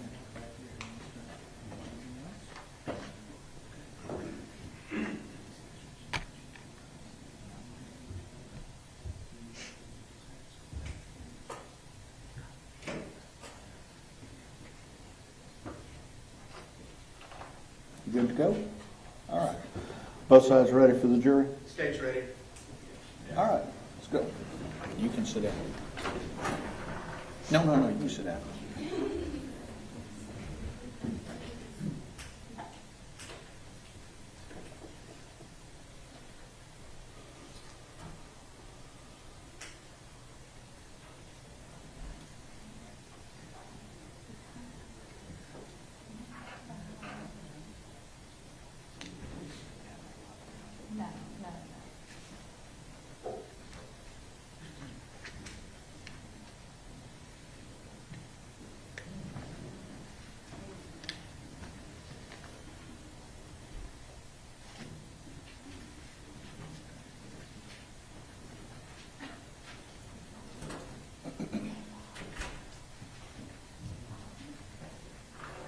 All right, everyone may be seated. We are ready to proceed. Mr. Gill. Thank you, Your Honor. Good morning. That's my fault. Microphone on. Hang on, I got it. Now we're working. Good morning. Good morning. Your name is Zion? Yes, sir. My name's Bob. Nice to meet you. Nice to meet you. Our towers even look kind of alike from a distance.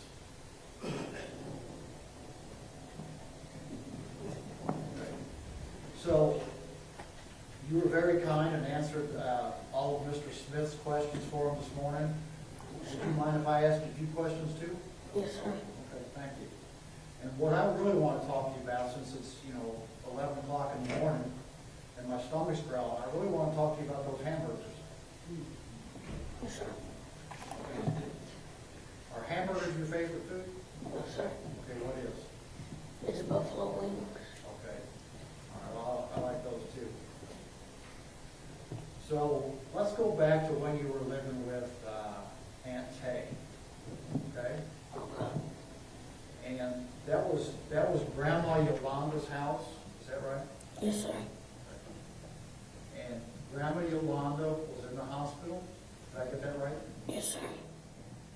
And your mom was also having some health issues. Yes, sir. Okay. So Aunt Tay was taking care of you, right? Yes, sir. How long had you been staying at that house?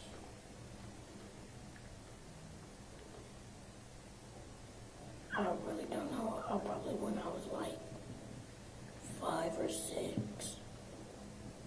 So like a couple years. Okay. It wasn't your first day there. You've been there for a while. Yes, sir. And so at the time this all happened, it was just you and Aunt Tay staying there, right? Yes, sir. And the cars in the driveway, did one of those cars belong to Aunt Tay and one to your grandma? Yes, sir. Okay, which one belonged to which? The white one belongs to my auntie. The gray one belonged to my granny. But I don't think the gray one was there. I'm sorry? But I don't think the gray one was there. Okay. Was there a blue one there? No, sir. Compared to most of the rest of the neighborhood, was that a pretty new house? Yes, sir. Do you know how long ago the house had been built? Like how long it took them to build it? Yeah, how long had the house been there? Do you have any idea? We just got it, so like I could say like 2 years. 2 years? Yes, sir. What had you and your aunt been doing earlier that day? Playing video games. Is that what you did all day? Yes, sir. Did you go to school that day? Yes, sir. After you got home from school, you started playing video games? Yes, sir. Was there any lawn mowing work going on that day? No, sir. Was that the day before? No, sir. Did you have a bike? Yes, sir. What kind of bike did you have? A BMX. BMX bike? Yes, sir. You know where it was? It was in the garage. Did that house have one garage or two garages? One. Was there another building back behind the garage? And no, because behind the garage it's an alleyway. Right after the alleyway there's a building. So, kind of. I got you. Okay. Have you ever cut the grass there before? Yes, sir. And Aunt Tay showed you how to cut the grass? Yes, sir. So was that your job? Yes, sir. How long did you have to do it? Every time it get like 3 inches, I'll cut it. Did you get a little bit of money for that? No, sir. And she also showed you how to cook hamburgers? Is that Yes. right? Yes, sir. Do you remember what time that night you cooked the hamburgers? Repeat that again. Do you remember remember what time that night, let me rephrase it. Do you remember what time that night you burned the hamburgers? Right after I got out of school. Okay. So, do you remember what time you got out of school generally? No, sir.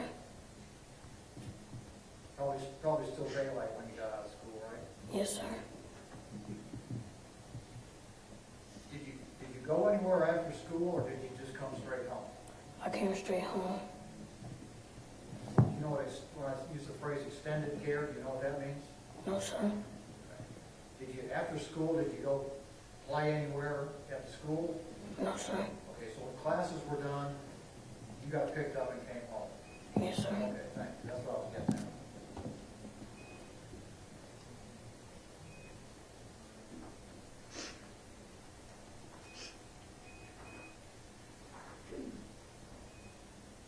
Go ahead, Mr. Gill.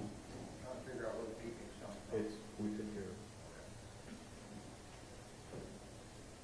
So that evening, you said your aunt was playing video games? Yes, sir. Were you playing video games too? Yes, sir. Were you playing on the same device, or were you playing on different devices? Different. Which? That's a bad question, sorry. My auntie was playing on the PS4, and I was playing on the Nintendo Switch. Now, you're gonna have to help me here, because I don't know a whole lot about video games, okay? You said something about your auntie and her friends. She was playing with her friends. Yes, sir. How does that work? So she gets a controller, then she go to messages, and she texts them and say, do you want to play? And they said, sure. So they made a party chat, and they just started talking. I'm having a little trouble hearing. Say it again. Speak up a little louder. So she go to messages, then text them, do they want to play? And then they say sure, so they make a party chat, and they start playing. That voice was much better, so keep that up, okay? Okay. Okay, so if I have this straight, she can send a text message to people and invite them to play with her on this game. Yes, sir. And they can be remote in some other house or some other town and still play the game with her, right? Yes, sir. Okay. Because in this electronic age we live in, she can do all that online, right? Yes, sir. So she said she was playing a game called Ring Royale. Ream. Can you spell it? Real. Okay, Realm Royale. That sound right? Yes, sir. Okay, you know a lot more about it than I do. So what's that game about? It's like Call of Duty, but kid friendly. Like if somebody kill you, you turn to a chicken, and then you have to run around for 10 seconds. And if you run around for 10 seconds, you turn back to a human. But if they kill you as a chicken, you have to start another game up. You have to go to a different server. Okay. So you said something earlier about there being some shooting involved in it? Yes, sir. Tell me about that.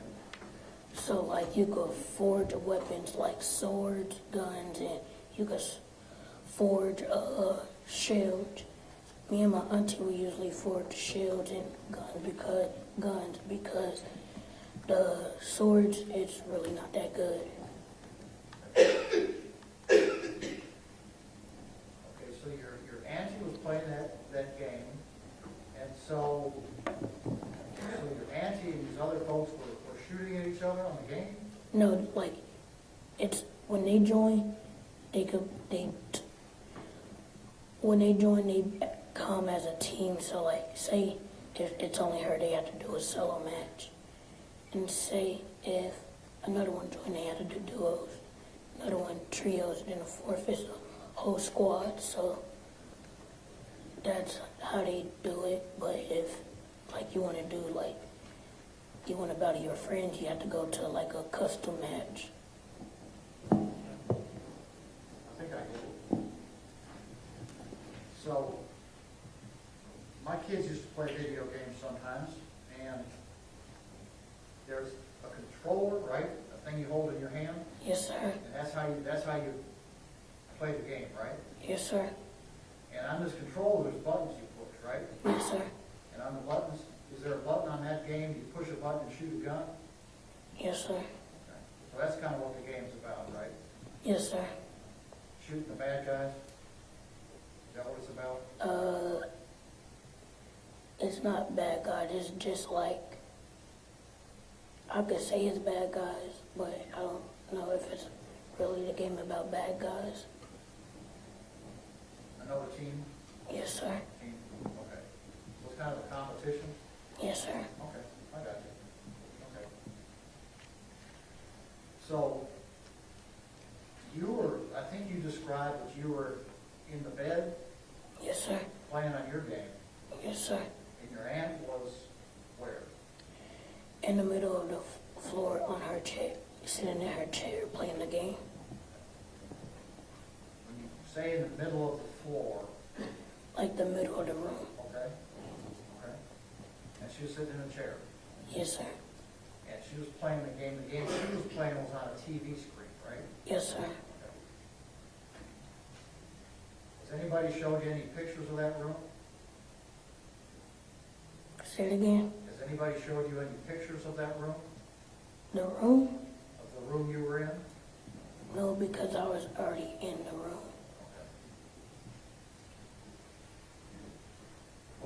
Was the TV screen that she was using to play on the one that was in front of the bed?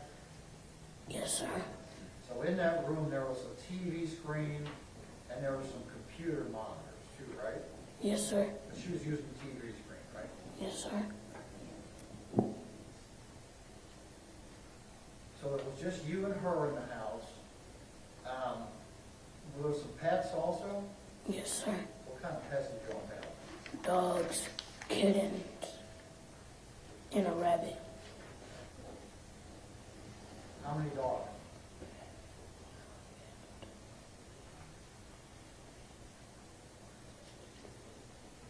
Sorry, it's kind of difficult. It's because some of them got missing and some of them died, so I had to count it. So on this particular night, do you remember how many dogs were in the house? There was like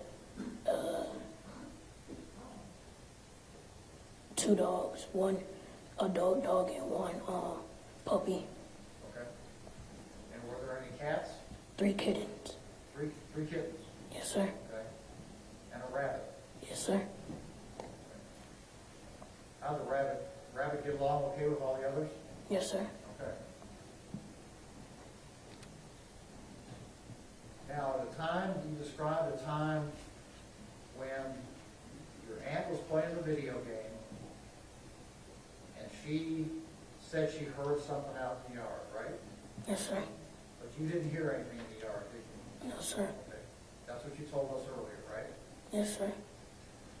And when she heard something out in the yard, she said that to you, I hear something, right? Yes, sir. And then what did she do? She went to get her gun out her purse. She had a gun in her purse. Yes, sir. Where in the room was her purse?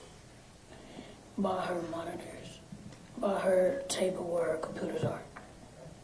Was there anything else near the tables where her computers are? Not what I know of.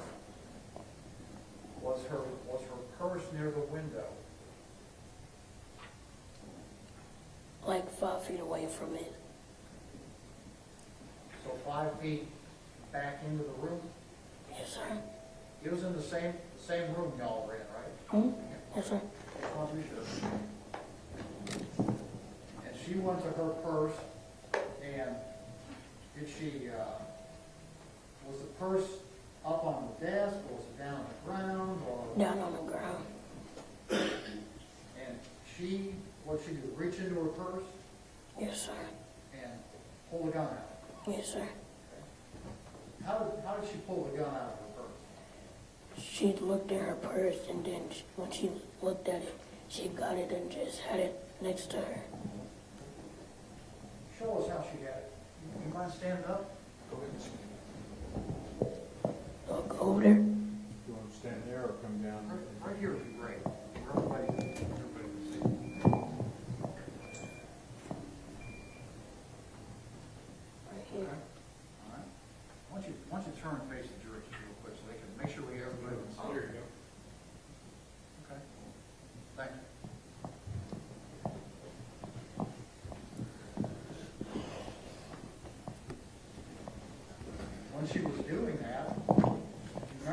way she was facing? She was looking towards the window. How many windows did that room have? One. So if we say the window, it's pretty clear which window we're talking about, right? Yes, sir. Is that the window where she said she heard something in the Yeah. backyard? Yes, sir. And you said she was looking out in that backyard? Yes, sir. And you were looking out in that backyard too, weren't you? No. Well, what were you looking at? My Nintendo Switch. So it didn't capture your attention at all that your aunt No. heard something in the backyard and pulled a gun out of her purse? No, because at first she told me it might have been a raccoon, and I thought it might have been a raccoon too. Because what? She told me it might have been a raccoon, so I'm like, there's nothing I should care of. Okay. Did you ever tell anybody that before about the raccoon? Never told anybody about that before? Okay. Is that right? Yes, sir. Okay. Don't shake your head, answer yes or no. Yes, sir. To be clear, that's the first time you've ever said anything about a raccoon, right? Yes, sir.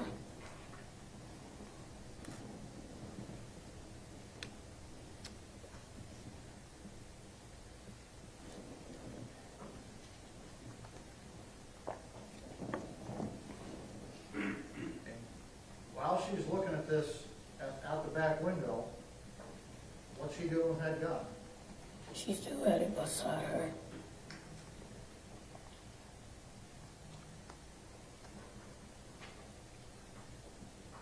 You talked to Mr. Smith earlier about the fact that there was after what happened, you got put in a police car, right? Yes, sir. And the police car that you were in took you down to a place where you sat in a room and talked to a lady, right? Yes, sir. And it was just, in that room, it was just you and the lady, wasn't it? Yes, sir. There wasn't anybody else in there, was there? No, sir. And you started talking to this lady, you told her who you were and how old you were and where you lived and stuff like that, right? Yes, sir. And you and this lady had a conversation. Yes, sir. And she was a pretty nice lady, wasn't she? Yes, sir. Did she get you some socks earlier? I don't remember.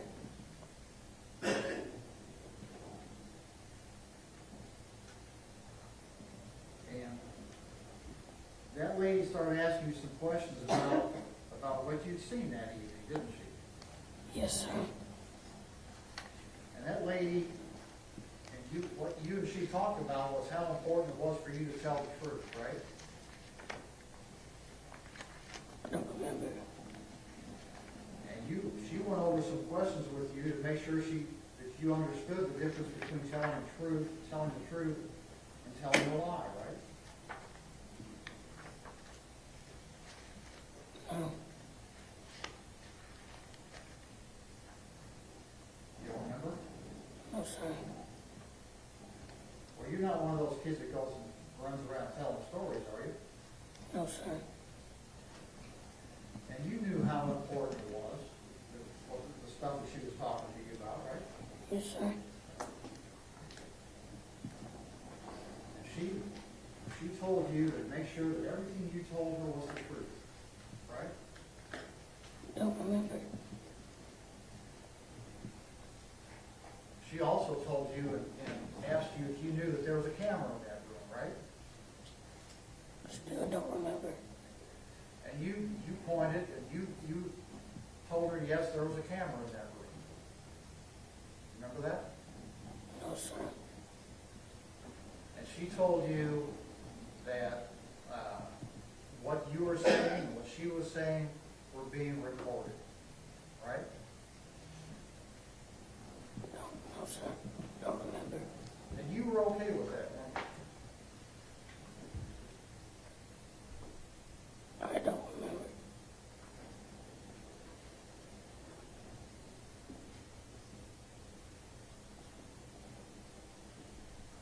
And she told you that where you were was a safe place to talk,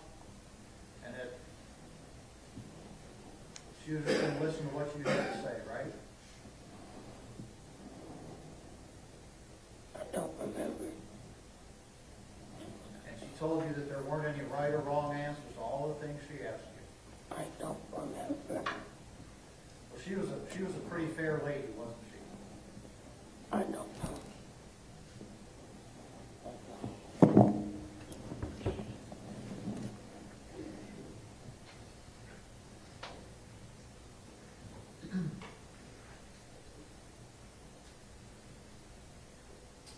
Counsel approved.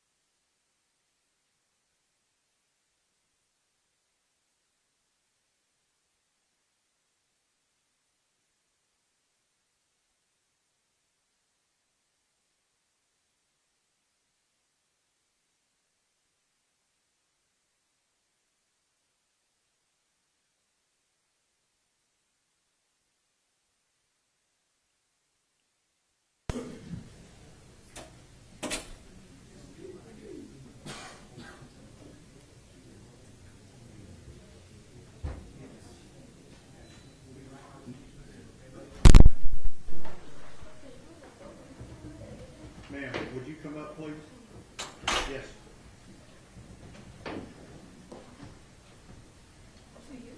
ma'am. Testimony giving you scholars the truth, whole truth, and nothing but the truth, self the God. Tell me your name. Spell it for me. Seychelle. Okay. Last All right. I have noticed that throughout the testimony, you have been gesturing to this witness. I cannot have that. So I've sworn you in as a witness. If you will sit outside in the hallway, and we will call you in when we need you. Absolutely. Thank you very much.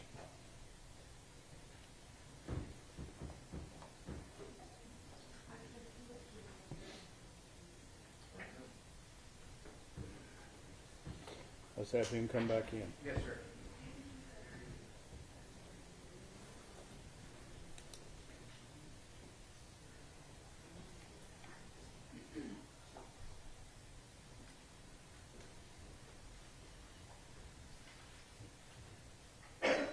Members of the gallery, there can be no coaching of any witnesses by anyone in this room.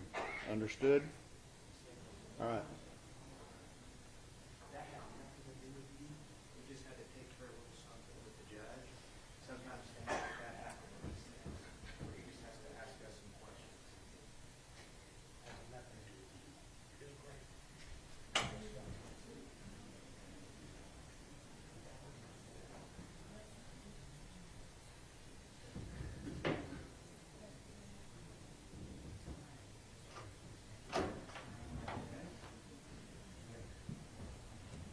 And listen, you speak better when you speak up, okay? So speak up loudly, like you're answering a question from your teacher in the classroom, okay?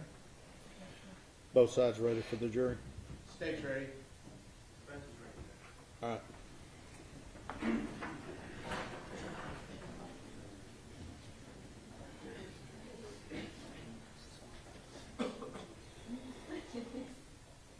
Remember, like you're answering a question in class, okay? You need some more water? I'll just put it on the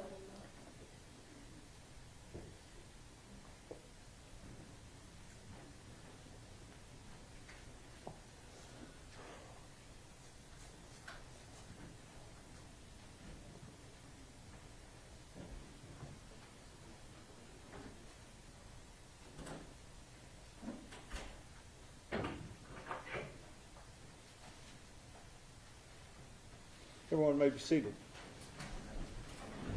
We are ready to proceed. Mr. Gill. Thank you, Your Honor. Okay, Zion, what I'm hearing you say to me this morning is that you're having a hard time remembering what you told that lady. Yes, sir. You know why that is? Because it's been 3 years. I don't remember nothing from 3 years ago. At some point in the 3 years, did you come down to this building and sit down and talk to these two folks over here, the prosecutors? Yes, sir. Okay. They invited you to come down because they wanted to hear what you had to say, right? Yes, sir. How many times did you do that? Repeat that. How many times did you come visit with them? Probably like once or twice. And did you answer all their questions? Yes, sir. Did they play that video recording for you? Yes, sir. They did? You had a chance to, which video recording did you watch? When I say that video recording, what was on it? Repeat that. What video recording did you watch? Did you watch the one of you and us talking to the lady? No, sir. You watched a different video? Yes, sir. Oh, my bad. Which video did you watch? Do I have to answer that? Yes, sir.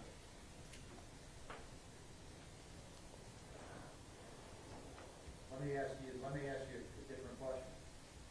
Was the video of the camera Incident. the police officer had on? Yes, sir. Did you watch that with these two folks? Yes, sir. You had already seen that before, hadn't you? What, the video? Yes, sir. Yes, sir. How many times? Don't remember. More than once? I don't remember. More than once?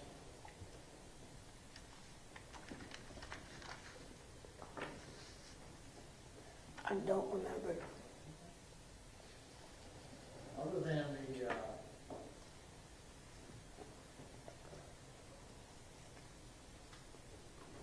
before you talked to the lady, you had not seen that video, had you? No, sir. So the first time you saw it was after you talked to the lady you've been talking about, right?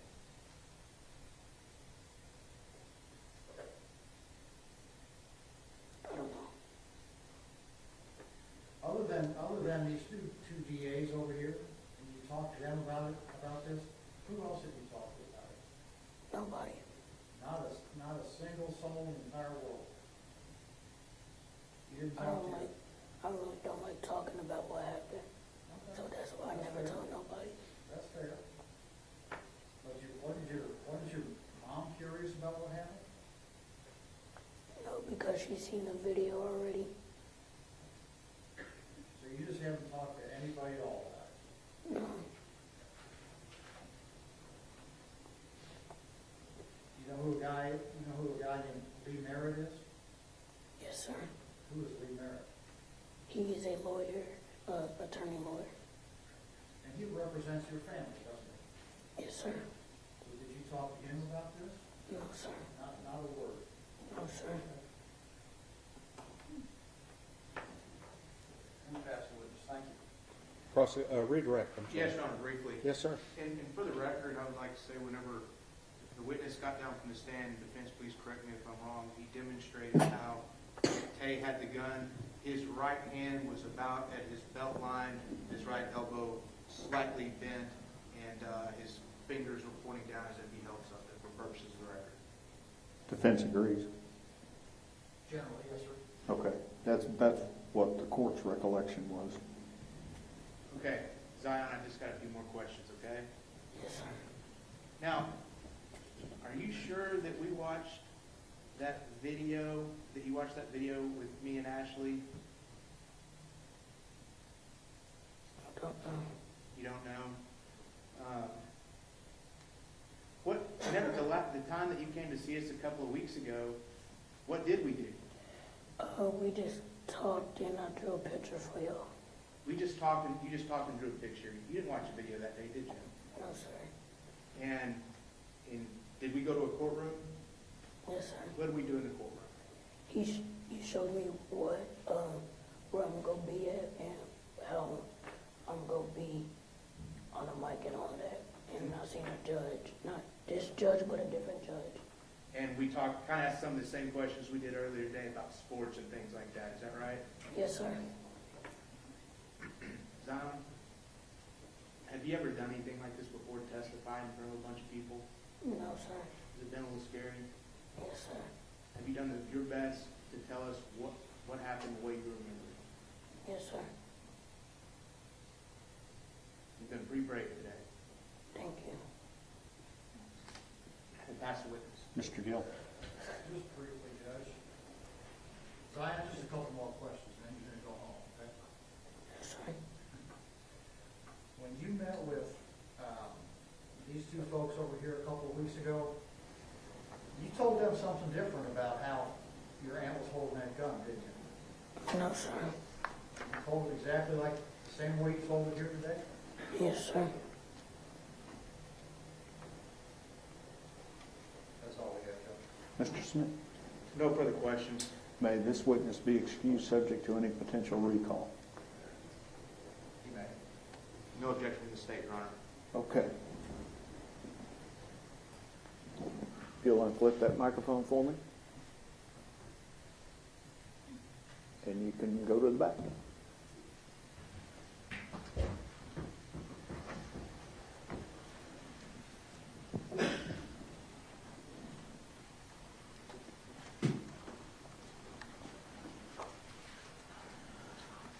Okay, I'm going to stop a little bit earlier than noon.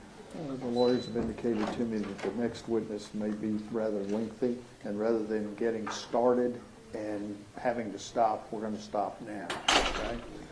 We will start up in the morning at 9, like we did this morning, and we'll be on a regular schedule from that point on. So it's very important, don't discuss the case amongst yourselves. Stay away from the media. You know the drill in the morning, okay? So if you'll follow Deputy Nicholson, all rise.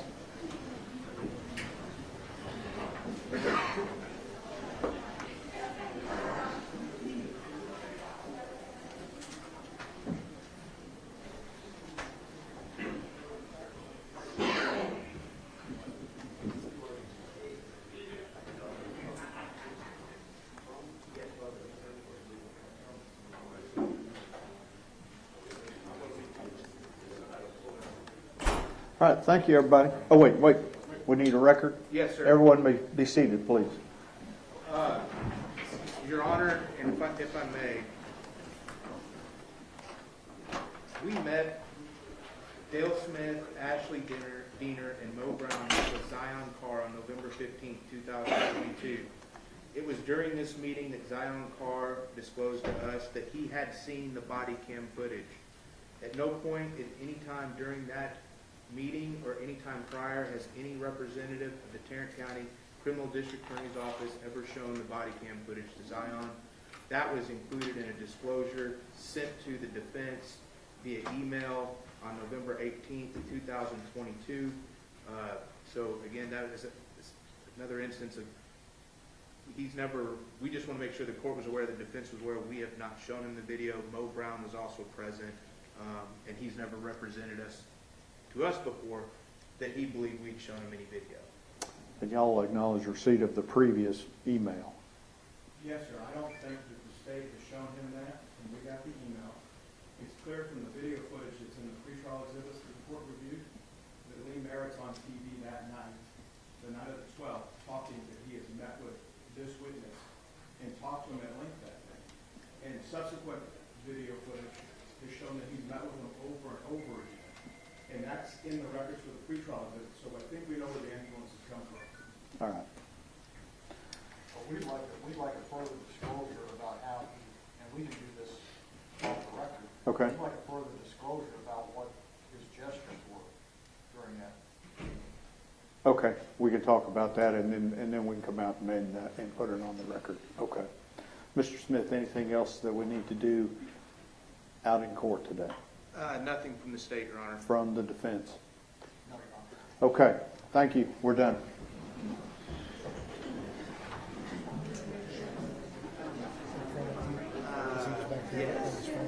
Yes, I put that.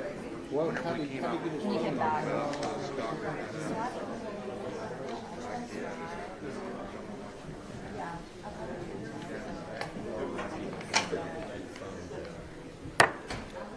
Stay here.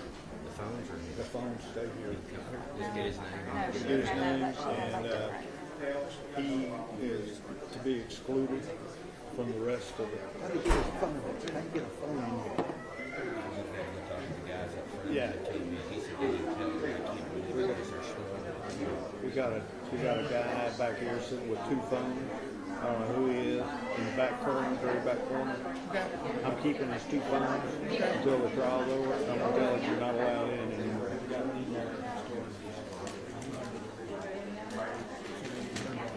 Okay. I got a third one for you. We just had somebody over there that was live streaming from Law&Crime, and our sheriff's department picked up the screen.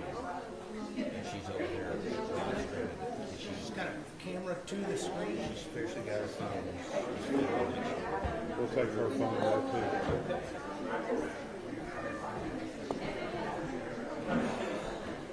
I understand. You're good. Come up, sir.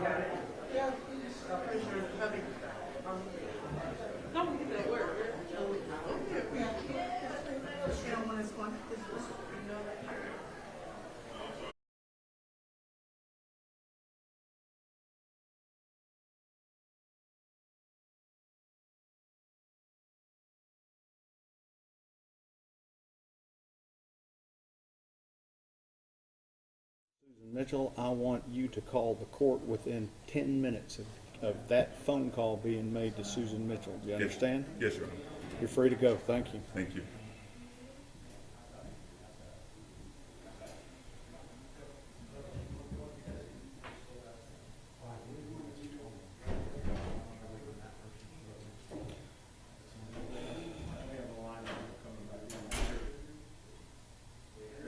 We're not taking it. Do what now?